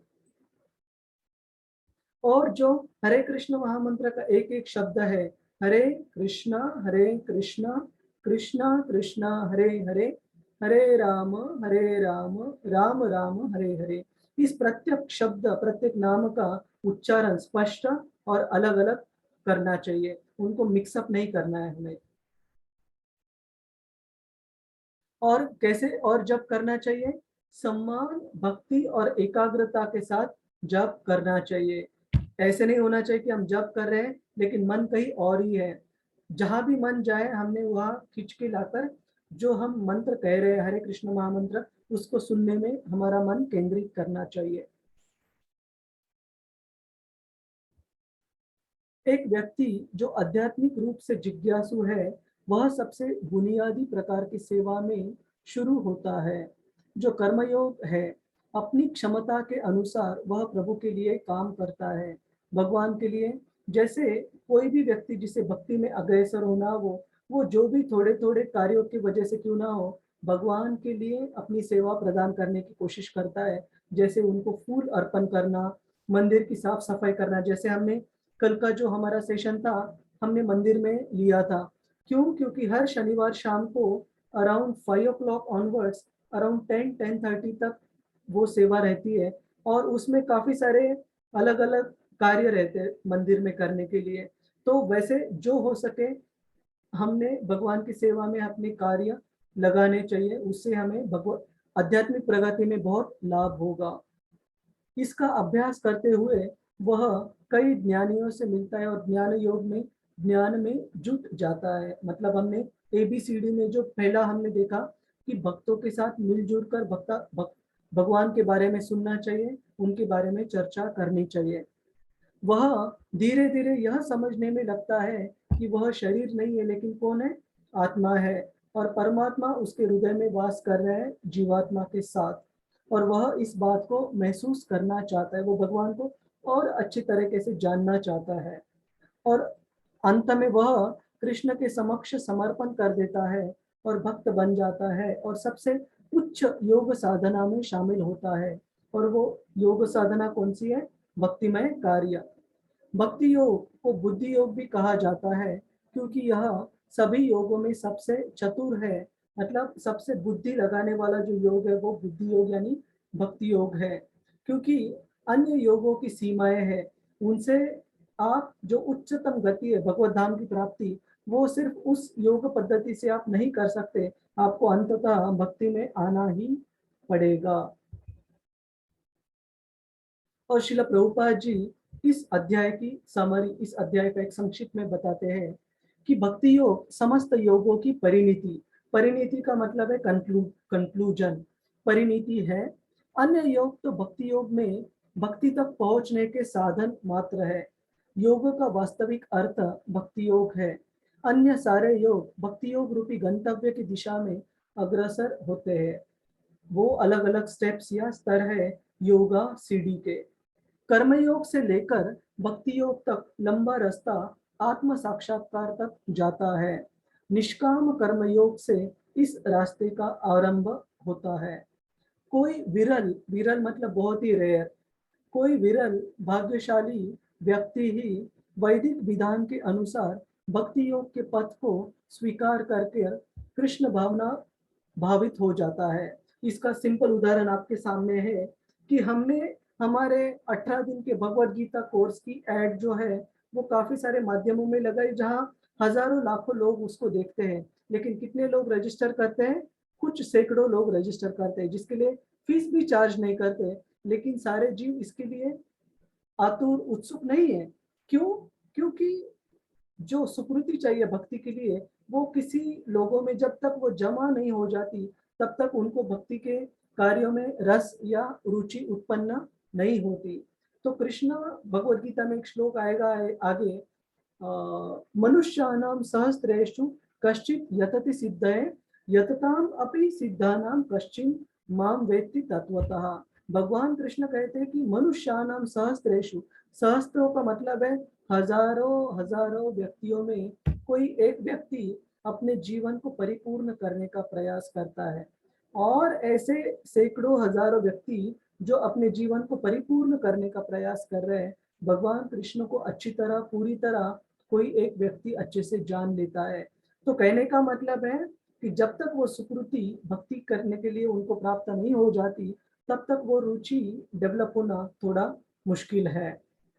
और आदर्श, इसीलिए दूसरा उसका कंक्लूजन है, अगर हमें मौका मिला है इस भक्ति योग के प्रति जानने का, इस भक्ति योग के कार्य को समझने का, तो हमने इसे दोनों हाथ से पकड़ना चाहिए और अच्छे से हमारे आचरण में इसे लाना चाहिए। ऐसे नहीं कि समझकर छोड़ दिया, फिर ये जो मौका दिया है भगवान कृष्ण ने, ये हम हाथ से गवा बैठेंगे अगर हम इसका फायदा नहीं उठाएंगे तो।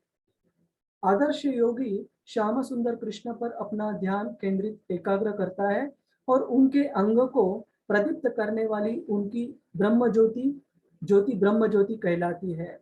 वे भगवान राम, नरसिंह, वराह तथा भगवान श्री कृष्ण जैसे विभिन्न रूपों में अवतरित है। वे सामान्य व्यक्ति की भांति माता यशोदा के पुत्र के रूप में जन्म ग्रहण करते हैं और कृष्ण, गोविंद तथा वासुदेव के नाम से जाने जाते हैं। वे पूर्ण बालक, पूर्ण पति, पूर्ण सखा तथा पूर्ण स्वामी है और समस्त ऐश्वर्यों तथा दिव्य गुणों से ओतप्रोत है। ओतप्रोत मतलब भरे है, परिपूर्ण है। जो श्री भगवान कृष्ण के इन गुणों को पूर्णता से अभिज्ञ, अभिज्ञ मतलब जानता है, वह सर्वोच्च योगी कहलाता है। और योगी की योग की यह सर्वोच्च दशा केवल भक्ति योग से ही प्राप्त की जा सकती है, जिसकी पुष्टि वैदिक साहित्य से होती है। अगर हमें योग की ये सर्वोच्च अवस्था प्राप्त करनी है तो हमें भक्ति योग का पालन करना चाहिए। तो इसी के साथ साथ आज का ये जो अध्याय है ये हम कंक्लूड करते हैं, समाप्त करते हैं। इसके ऊपर अगर आपके कुछ प्रश्न हैं तो आप हाथ रेज कर सकते हो या फिर आप, हाँ, नेहा माता जी आप अनम्यूट कीजिए, बोलिए। हरे कृष्ण प्रभु जी। हरे कृष्ण माता जी, बोलिए। जी प्रभु जी, मेरा एक प्रश्न था। हाँ। कि जैसे आपने कहा था पहले कि जो भगवत गीता का जो ज्ञान था वो राम भगवान से भी पहले आ चुका था संसार में। हाँ हाँ। तो उस वक्त लोग यज्ञ क्यों करते थे? मतलब जैसे आपने कहा कि भगवान ने बहुत सिंप्लीफाई कर दिया है हमारे लिए ये महामंत्र दे करके, तो उस टाइम पर ये क्यों नहीं था, या उस टाइम पर लोग यज्ञ क्यों करते थे फिर? बहुत अच्छा सवाल है। और सबसे पहला इसमें एक मुद्दा हम देखेंगे और फिर आपके मेन जो मुख्य प्रश्न है उसका उत्तर देंगे। ऐसे प्रभु। नहीं है कि जो भगवान का नाम है और ये नाम जप की कीर्तन की जो कार्य पद्धति है, भक्ति की कार्य पद्धति है, ऐसे नहीं है कि वो पिछले वाले युगों में उपलब्ध नहीं है। ठीक है, जी। भगवान का नाम, भगवान के नाम का जप कीर्तन हर एक युग में उपलब्ध है और उसका फायदा उतना ही है। लेकिन उस समय पर, जैसे अगर हम देखे जाए कलयुग का हमारा कार्यकाल कितना है, 4,32,000 वर्ष। ये हमने चौथे अध्याय में देखा था। जी। द्वापर युग उससे डबल, त्रेता युग तीन टाइम्स और सत्ययुग 4 गुना है उसके। तो क्योंकि सत्ययुग में जो उम्र है वो इतनी लाखों साल है, तो लोगों की जो पात्रता थी, जो भगवान के ऊपर ध्यान करने की, काफी जो ऑस्टेरिटीज मतलब तपस्या करने की जो उनमें ताकत थी, जो क्षमता थी, वो बहुत बहुत ऊंची थी। जैसे मैं आपको कुछ उदाहरण देता हूँ। विश्वामित्र जी ने ऐसे कहा है कि 60,000 ईयर्स, 60,000 वर्षों तक उन्होंने तपस्या की। प्रभु रामचंद्र जी के समय पर विश्वामित्र मुनि थे। या फिर सत्ययुग में अगर हम देखेंगे, लोग 60 70 हजार वर्ष तपस्या कर सकते थे, क्योंकि उनका क्वालिफिकेशन उतना था, है ना, उनकी पात्रता वो सब करने की उतनी थी। तो क्योंकि एकदम आसान उपाय अवेलेबल थे, क्योंकि उनकी पात्रता उतनी ऊंची थी, उनके लिए बताए जाने वाली चीजें भी वैसे थी जो उनकी पात्रता को उपयोग में ला सके। तो इसलिए जो ध्यान प्रक्रिया है वो प्रामाणिक एक मार्ग था भगवत धाम को प्राप्त करने का सत्ययुग में। लेकिन इसका मतलब ये नहीं कि हरिनाम वहां उपलब्ध नहीं था।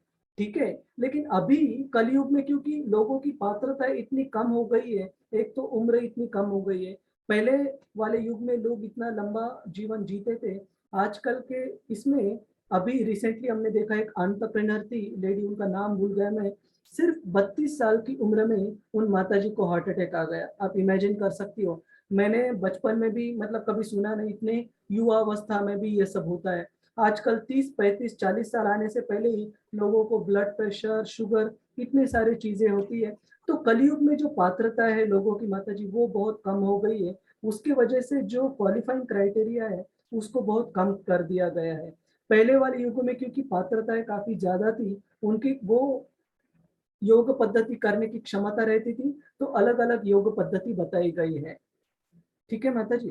तो जी जी प्रभु जी। कीर्तन और भगवान नाम सारे युगों में उपलब्ध है, लेकिन क्योंकि पात्रता ज्यादा थी तो लोग वो करना, मतलब रिकमेंडेड प्रोसेस उनके लिए उतना ही चैलेंजिंग रखा था। हमारे लिए एक माला जप करने में ही लोगों को बहुत बार कन्विंस करना पड़ता है, बहुत बार उनको कन्विंस को हम हिंदी में क्या बोलते हैं, मनाना पड़ता है ना, क्योंकि मन इतना विचलित होता है कलयुग में।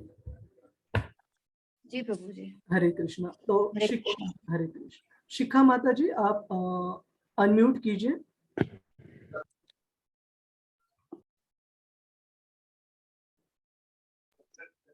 हरे कृष्णा प्रभु जी। हरे कृष्णा माता जी बोलिए।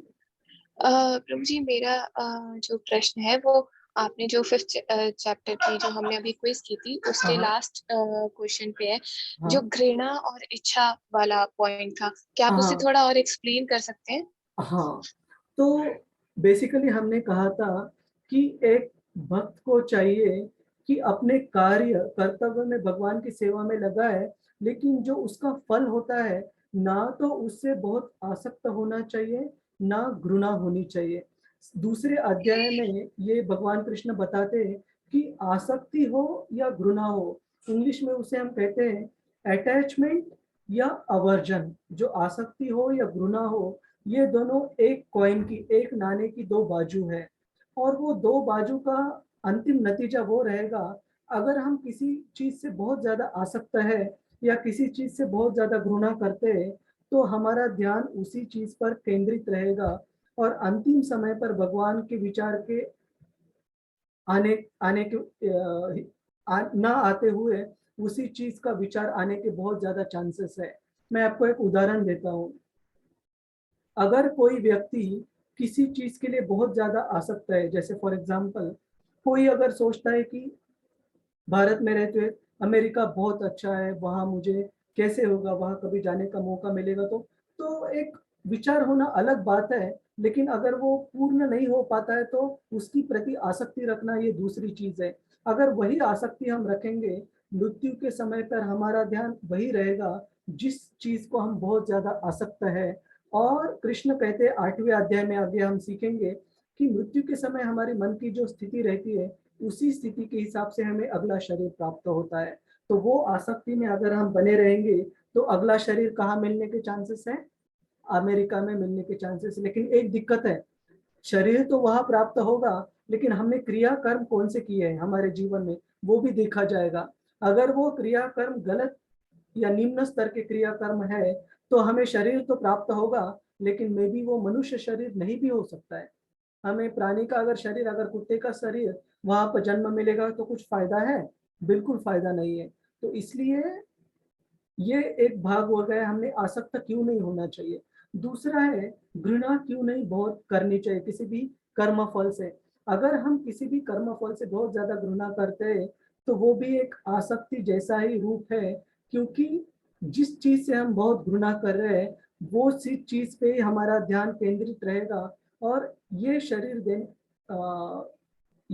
गिवअप, ये शरीर छोड़ने के बाद अगला शरीर भी हमें उसी स्तर पर प्राप्त हो सकता है। इसका एक उदाहरण है कि अगर कोई व्यक्ति समझता है, ये जस्ट उदाहरण के तौर पर बता रहा हूं मैं, कि समझो भारतीय समझते हैं कि ये देश के लोग बिल्कुल अच्छे नहीं, हमारे शत्रु है। ये कंसिडर करना और इसी चेतना में अगर हम बने रहेंगे अपनी मृत्यु हो जाएगी। There is a very good chance, बहुत बहुत ज्यादा संभावना है कि हमारा जन्म उसी देश में भी हो सकता है। क्यों? क्योंकि घृणा और आसक्ति एक ही कॉइन, एक ही जो कॉइन को हम हिंदी में क्या बोलते हैं? सिक्का। सिक्का, एक ही सिक्का है, उसके दो पहलू है। ठीक है माता जी। तो ये दो चीजें इसलिए ना करते हुए बोला है ताकि हमारी जो मन है वो इन सब कर्म फलों को नहीं, भगवान कृष्ण के ऊपर केंद्रित रहे। ठीक है माता जी। शिखा माता जी। धन्यवाद प्रभु जी। हरे कृष्ण हरे कृष्ण। हरे कृष्ण। हरे कृष्ण प्रभु जी। हरे कृष्ण। मनोज प्रभु जी बोलिए। प्रभु जी कल आपको बताया था हाँ, उसके लिए, हाँ, सेशन के लिए। उसके लिए आपको बोला था मैंने कि कृपया आप व्हाट्सएप पर एक पिंग कीजिए। तो बस आप 2 मिनट रुकिए, प्रश्नोत्तर के बाद यहीं पे मैं आपको 1 to 1 वो नंबर भेजता हूँ। ठीक है। मुझे नहीं लगता आपने शायद वो पिंग किया था, मुझे व्हाट्सएप पर आपने पिंग किया था। व्हाट्सएप पे तो नहीं कर पाएंगे प्रभु जी, उस पे अच्छा, तो नहीं कर सकते ना। क्यों उस नहीं पे तो कर? सिर्फ नहीं, एडमिन को आप पिंग कर सकते हो व्हाट्सएप ग्रुप में, आपको जो अच्छा। एडमिन दिखते हैं। लेकिन कोई नहीं, आप जरा 2 मिनट वेट कीजिए, मैं आपको यहीं पर नंबर देता हूँ। ठीक है। 2 राधे मिनट। कृष्ण। हाँ, हरे कृष्ण। तो सरोज माता जी आप अनम्यूट कीजिए। हरे कृष्ण प्रभु जी। हरे कृष्ण माता जी बोलिए। जी मैं ये क्वेश्चन है कि जैसे हम लोग जब जप माला करते हैं हाँ, और उसी टाइम नींद आना, ऐसा क्यों होता है? सॉरी, फिर से पूछिए। जैसे जैसे हम जप माला कर रहे हैं और उसी टाइम हमें नींद आने लगता है, ऐसा नींद क्यों आने होता लगे? है? हाँ, हाँ। बहुत बहुत अच्छी चीज है, बहुत अच्छा सवाल है। तो ऐसे कहा जाता है कि जो हम जप करते मन हैं, में इच्छा रहती है कि जप माला कम से कम ज्यादा से ज्यादा कर सके, लेकिन हो ही नहीं पाता है। नहीं उसी टाइम इतना तेज नींद आने लगता है कि जिसे होता है छोड़ दो। नहीं हो चलो, पाता है।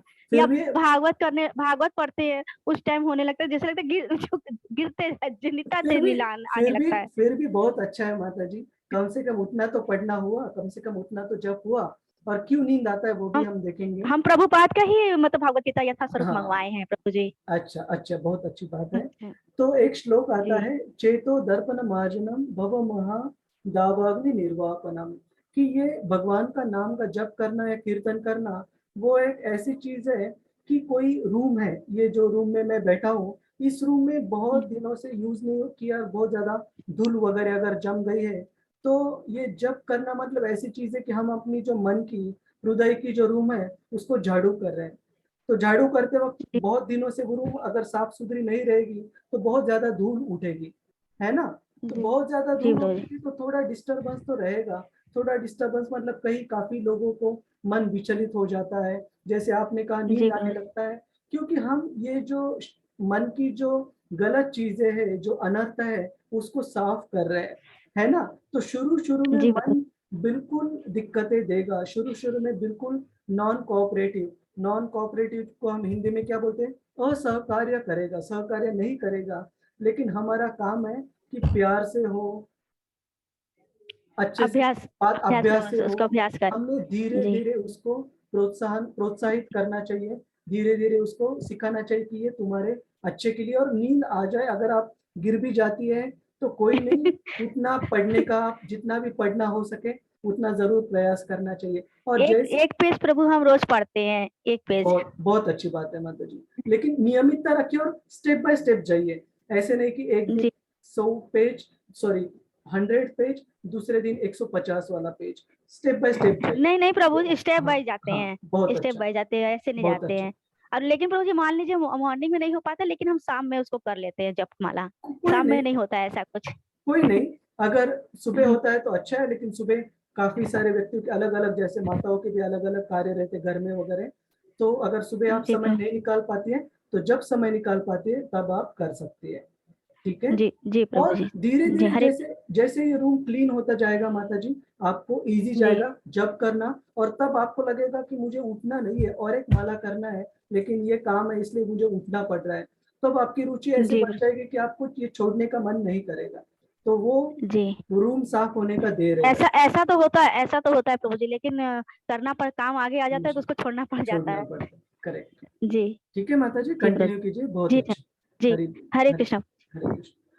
सुमंत प्रभु आप अनम्यूट कीजिए, सुमंत प्रभु अनम्यूट कीजिए प्रभु जी।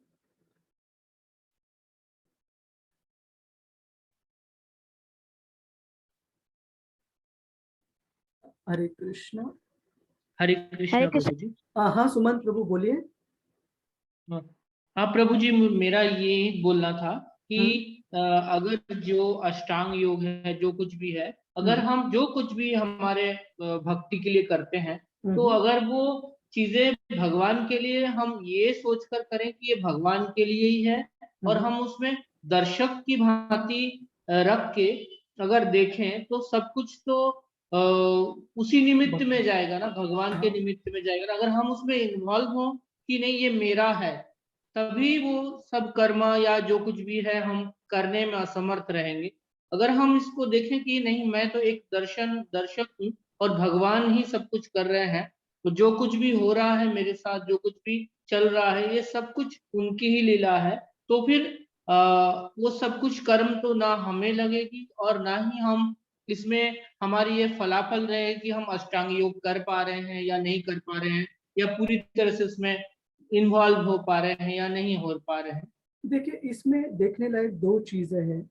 सबसे पहले कि आपने बोला कि हर एक चीज भगवान की लीला है, उसमें दो इम्पोर्टेंट पॉइंट है कि भगवान की कृपा तो है, लेकिन हमें भी अपना प्रयास दिखाना है, ये महत्वपूर्ण चीज है। और दूसरा, ये ध्यान योग की प्रक्रिया के बारे में, ये पद्धति के बारे में, अगर आपको इसको फॉलो करना है तो इसमें दिक्कत नहीं, उसको हम मना नहीं कर रहे हैं, लेकिन हम सिर्फ ये बोल रहे हैं कि आप जो भी योगा अभ्यास फॉलो करें, उसके साथ साथ हरे कृष्ण महामंत्र का इस युग के लिए जो रिकमेंडेड प्रोसेस है उसका भी एक माला जप कीजिए, उसके साथ आप जो चाहिए वो योग पद्धति फॉलो कीजिए, कुछ दिक्कत नहीं है उसमें, ठीक है। लेकिन उसके साथ साथ जो रिकमेंडेड प्रोसेस है उसको भी लीजिए, ठीक है। यस प्रभु जी, जी प्रभु। बहुत बहुत धन्यवाद। हरे कृष्ण। तो हरे कृष्ण। आशा माता जी आप अनम्यूट कीजिए।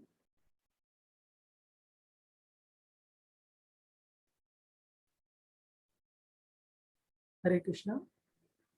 हरे कृष्णा प्रभु जी, अभी क्या क्वेश्चन लेंगे अभी आप? हाँ माता जी, हम प्रश्न उत्तर ले रहे हैं। ओके। हरे आशा माता जी बोलिए। प्रभु जी, हाँ। ये इसको जैसे आप करा रहे हैं, इसको कैसे करना है? मेरे से तो अभी तक हुआ नहीं ये वाला। फिर से पूछिए। क्विज को जैसे आप रोज करते हैं, तो कैसे? आपको अभी मैं मदद कर सकता हूँ, ये प्रश्नोत्तर के सेशन के बाद आप अपना ईमेल आईडी दे सकते हैं, तो मैं आपके ईमेल आईडी और आपके नाम के लिए रजिस्टर करता हूँ, एक सैंपल पासवर्ड सेट करता हूँ और आपको दिखा भी दूंगा कि कैसे एक्सेस करना है। ये हमने पहले दिन ये सारे भक्तों के लिए किया था, मे भी तब मिस हो गया रहेगा आपका, तो ये दिखा सकते। और इसके लिए मैंने एक डॉक्यूमेंट भी पब्लिश किया है, अपने ग्रुप पर शेयर किया है। वीना माता ji, can we share that again? वो डॉक्यूमेंट एक बार कर सकते हैं शेयर हम? यस प्रभु जी। हाँ, एक बार शेयर कर दीजिए, ठीक है। आशा माता जी, आप वो डॉक्यूमेंट एक बार व्हाट्सएप ग्रुप पर देख लीजिए, और फिर भी आपको मदद चाहिए, मैं आपको जरूर मदद करूंगा, ठीक है। इसी ग्रुप आएगा, इसी हाँ, जिससे हम क्लिक करते हैं वो, हाँ, व्हाट्सएप, इसी व्हाट्सएप ग्रुप पर आएगा जहां आप नोटिफिकेशन देखते हैं, उसी व्हाट्सएप ग्रुप पर वीना माता जी डॉक्यूमेंट शेयर करेंगे आपको, ठीक है। अच्छा, जो हम जूम लिंक पे करते हैं ना, जूम लिंक? हाँ, जूम लिंक पे नहीं माता जी, व्हाट्सएप पे, आपके मोबाइल पे व्हाट्सएप आप यूज करती हैं? हाँ जी, हाँ जी। हाँ, तो व्हाट्सएप का जो व्हाट्सएप ग्रुप है इस कोर्स का, उस ग्रुप पर वीना माता जी डॉक्यूमेंट एक शेयर करेगी, उसके स्टेप्स आप एक बार फॉलो कर दीजिए, ठीक है। ठीक है। और ठीक फिर है। भी अगर अटकता है, प्लीज डोंट फील शाय, आप शर्माइएगा मत, फिर से एक बार पूछिए, बिल्कुल हम मदद करेंगे आपको, फिर भी समझ में अगर नहीं आता है तो, ठीक है। तो मेरा में आशा करके है।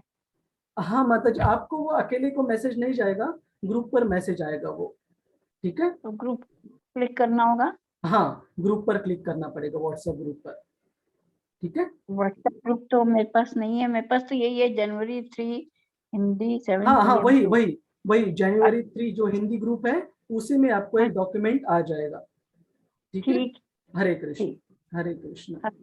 धन्यवाद, धन्यवाद। किसी का अगर कोई और प्रश्न है तो आप हाथ ऊपर रेज कर सकते हैं। हरे कृष्णा प्रभु जी। हरे कृष्णा माता जी, बोलिए। प्रभु जी, मेरा एक और क्वेश्चन है। हाँ। उसी लास्ट घृणा और इच्छा से रिलेटेड। ये मेरा पर्सनल फील है, जो मैं नहीं ऐसा सोचना चाहती कि जैसे मेरे आसपास जो मेरे प्रियजन हैं, जिनका मैं चाहती हूँ वो भी इस भक्ति के कार्य में आगे बढ़े, लेकिन उनका भी इंटरेस्ट नहीं है, जो कि मुझे समझ आता है।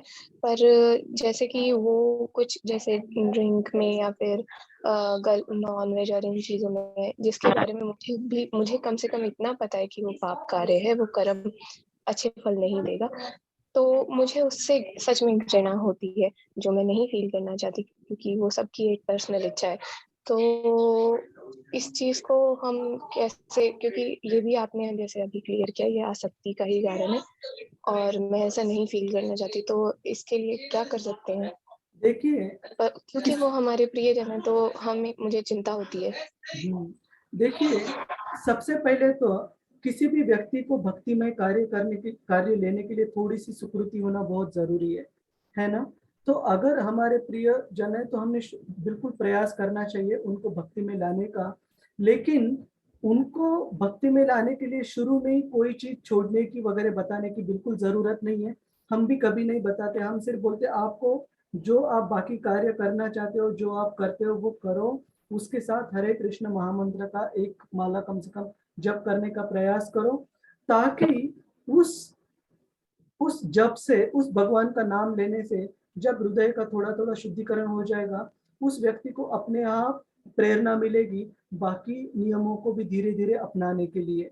तो अगर वो व्यक्ति किसी बाकी चीजों में अगर आसक्त है तो उनको उस आसक्ति में बिल्कुल डिस्टर्ब मतलब डिस्टर्ब को हम हिंदी में क्या बोलते हैं, परेशान, उनको छेड़छाड़ या परेशान बिल्कुल मत कीजिए। उनको सिर्फ इतना बोलिए कि आप जो भी करते हैं कम से कम ये एक माला, अगर उनको जप करने में भी अगर इंटरेस्ट नहीं है तो हम कम से कम उनको भगवान को कोई अन्य भोग लगाकर उनको प्रसाद दे सकते हैं, ताकि उनको कम से कम वो प्रसाद ग्रहण करने से थोड़ी सी सुकृति प्राप्त हो जाए इस भगवत भक्ति को आचरण में लाने के लिए। तो सबसे पहले हमारा कार्य है, अगर वो जप के लिए मानते हैं तो बहुत अच्छा, अगर उसके लिए भी तैयार नहीं तो प्रसाद देने की कोशिश कीजिए। अगर प्रसाद के लिए भी नहीं मानते हैं तो कम से कम भगवान कृष्ण को उनके बारे में प्रार्थना कीजिए, उनको प्रेरणा प्राप्त हो। ठीक है, धन्यवाद प्रभु जी। हरे कृष्ण हरे कृष्ण। हरे कृष्ण। तो मनोज प्रभु, मैंने 1 to 1 आपको वो नंबर पिंग किया है अभी जूम के मैसेज पर, आप वहां पे कांटेक्ट कीजिए, आपको इंफॉर्मेशन मिल जाएगी। धन्यवाद प्रभु। हरे हरे कृष्ण कृष्ण। हरे कृष्ण। और अगर किसी का कोई सवाल नहीं है तो हम आज की चर्चा यहीं पर कंक्लूड करते हैं। और मैं जाने से पहले एक बार आशा माता जी का रिजॉल्व कर ले। आशा माता जी, आपको अगर वो समझने में दिक्कत हो रही है तो हम यहीं पे अभी रजिस्टर करते हैं, अगर आपको वहां पर समझता है तो बहुत अच्छा। मेरा ये रजिस्टर करवा दे। हाँ चलेगा, आप ईमेल यहाँ पर शेयर कर दीजिए प्लीज। मेरा ये कैसे करूँ मैं इसको? चैट पर ईमेल शेयर करना पड़ेगा आपको। नेहा, ये चैट पे कैसे करना पड़ेगा शेयर? ईमेल करना है।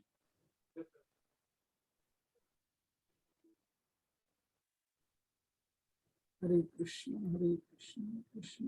इस पे ईमेल अपना करना है तो हमें डालेंगे कैसे? क्विज टाइप करा रहे हैं इस पे, कहते हैं मत करो, पता नहीं कैसे करना। ईमेल उनको बताइए कि आप जूम पे जो मैसेज है, जो चैट है माता जी, जूम चैट, वहां पर, या फिर आप पढ़ के बताइए। ईमेल क्या है आपका, कुछ ईमेल आईडी है बताइए। Raval59 raval59@gmail.com। ओके, एक मिनट रुकिए। raval59@gmail.com। और आपका आशा रावल नाम है माता जी? हाँ जी। ओके, एक मिनट रुकिए बस।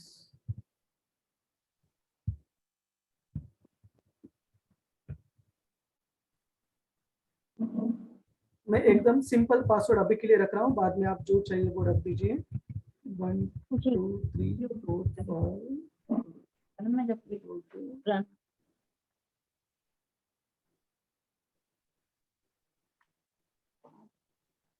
ठीक है, आपका अकाउंट बन गया है।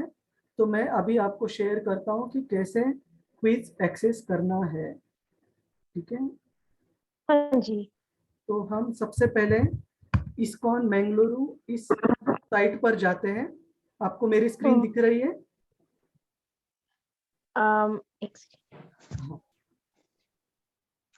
हरे कृष्णा प्रभु जी। हरे कृष्णा माता जी, बोलिए। हम आज क्विज कर रहे हैं या लीव कर दें हम लोग? लीव कर सकते माता जी, हम कल शुरू करने से पहले चर्चा क्विज लेंगे छठे अध्याय। हरे कृष्णा प्रभु जी। बहुत बहुत धन्यवाद माता जी। हरे कृष्ण हरे कृष्ण। तो हरे कृष्णा प्रभु जी, बोलिए। प्रभु जी, मुझे मैंने 2-3 बार चैट में भी बोला है आपको कि मुझे कुछ चीज पूछना था। अच्छा, बस एक मिनट रुकिए। आशा माता जी को हम रजिस्ट्रेशन में मदद करते हैं, फिर आपका सवाल लेंगे, चलेगा? जी जी ठीक। हाँ हाँ। तो आशा माता जी, आपको साइट दिख रही है iskonmangaluru.com? हाँ जी, आपने जो व्हाट्सएप पे भेजा है वो लिंक मेरे को मिल गया है। नहीं, आप अभी उस साइट पे अभी अगर यहाँ दिख रही है तो यहाँ एक बार देख लीजिए पूरा, फिर आप खुद भी कर सकते हैं स्टेप्स। ठीक है, जूम पे नहीं दिख रहा है। नहीं दिख रहा है? अच्छा, एक मिनट रुकिए बस। जूम पे इस्कॉन मैंगलुरु स्क्रीन नहीं दिख रहा है आपको जूम पर? नहीं, अरे वो स्क्रीन पे शेयर नहीं है। शेयर नहीं है? ओके, एक मिनट रुकिए बस। हाँ जी, अभी दिख रहा है। हरे कृष्ण, चलो रुकिए बस। हाँ, अभी दिख रहा है माता जी आपको? हाँ जी, दिख रहा है। हाँ, तो यहाँ पर जाने के बाद रजिस्टर में जाइए। ठीक है, रजिस्टर क्विजेस। ठीक है, नीचे स्क्रॉल डाउन करने के बाद हिंदी। हाँ जी। ठीक है, एकदम आसान है बिल्कुल। और स्क्रॉल हिंदी खोलने के बाद लॉग इन टू एनरोल, यहाँ पर क्लिक करना है। हाँ जी। तो लॉग इन टू एनरोल में मैंने माता जी का जो रखा है रावल 15। हाँ, और पासवर्ड बहुत सिंपल रखा है, 1 2 3 4 5। बाद में आप इसे चेंज कर सकते हैं। ठीक है जी। तो इसमें मैंने लॉग इन किया raval59@gmail.com 1 2 3 4 5। सेलेक्ट कोर्सेस में जाता हूं मैं। ये वन टाइम है, बाद में इतना आपको सब कुछ करने। सेलेक्ट वन टाइम कोर्स में अंडरस्टैंड गीता इन 18 डेज हिंदी को मैं क्लिक कर रहा हूँ माता जी। ठीक है, हाँ जी। क्लिक करने के बाद मैं एनरोल कर रहा हूँ माता जी को इस कोर्स के लिए, ताकि ये कोर्स उनके लिस्टेड कोर्सेस में रहे। एक बार एनरोल कर दिया तो आपको सारे क्विजेस दिखेंगे। चैप्टर 1 पे अगर मैं क्लिक करता हूँ तो चैप्टर 1 का क्विज शुरू हो जाएगा माता जी। जी ठीक जी है, तो इस्कॉन हाँ जी मैंगलोर रजिस्टर और क्विजेस के थ्रू जाना है आपको। ठीक है, जी और उनके मैंने पासवर्ड आपको बोला है 1 2 3 4 5, 1 2 3 4 5, ये 5 नंबर उनका पासवर्ड है। raval59@gmail.com उनका आईडी है। ठीक है, ठीक है, thank you sir. Thank you माता जी। हरे कृष्ण। हरे नमस्कार। नमस्कार। तो प्रभु जी, आप अभी जो प्रभु जी पूछ रहे थे कुछ बोलिए। जी हरे प्रभु। कृष्ण। हाँ हरे कृष्ण प्रभु जी। बोलिए।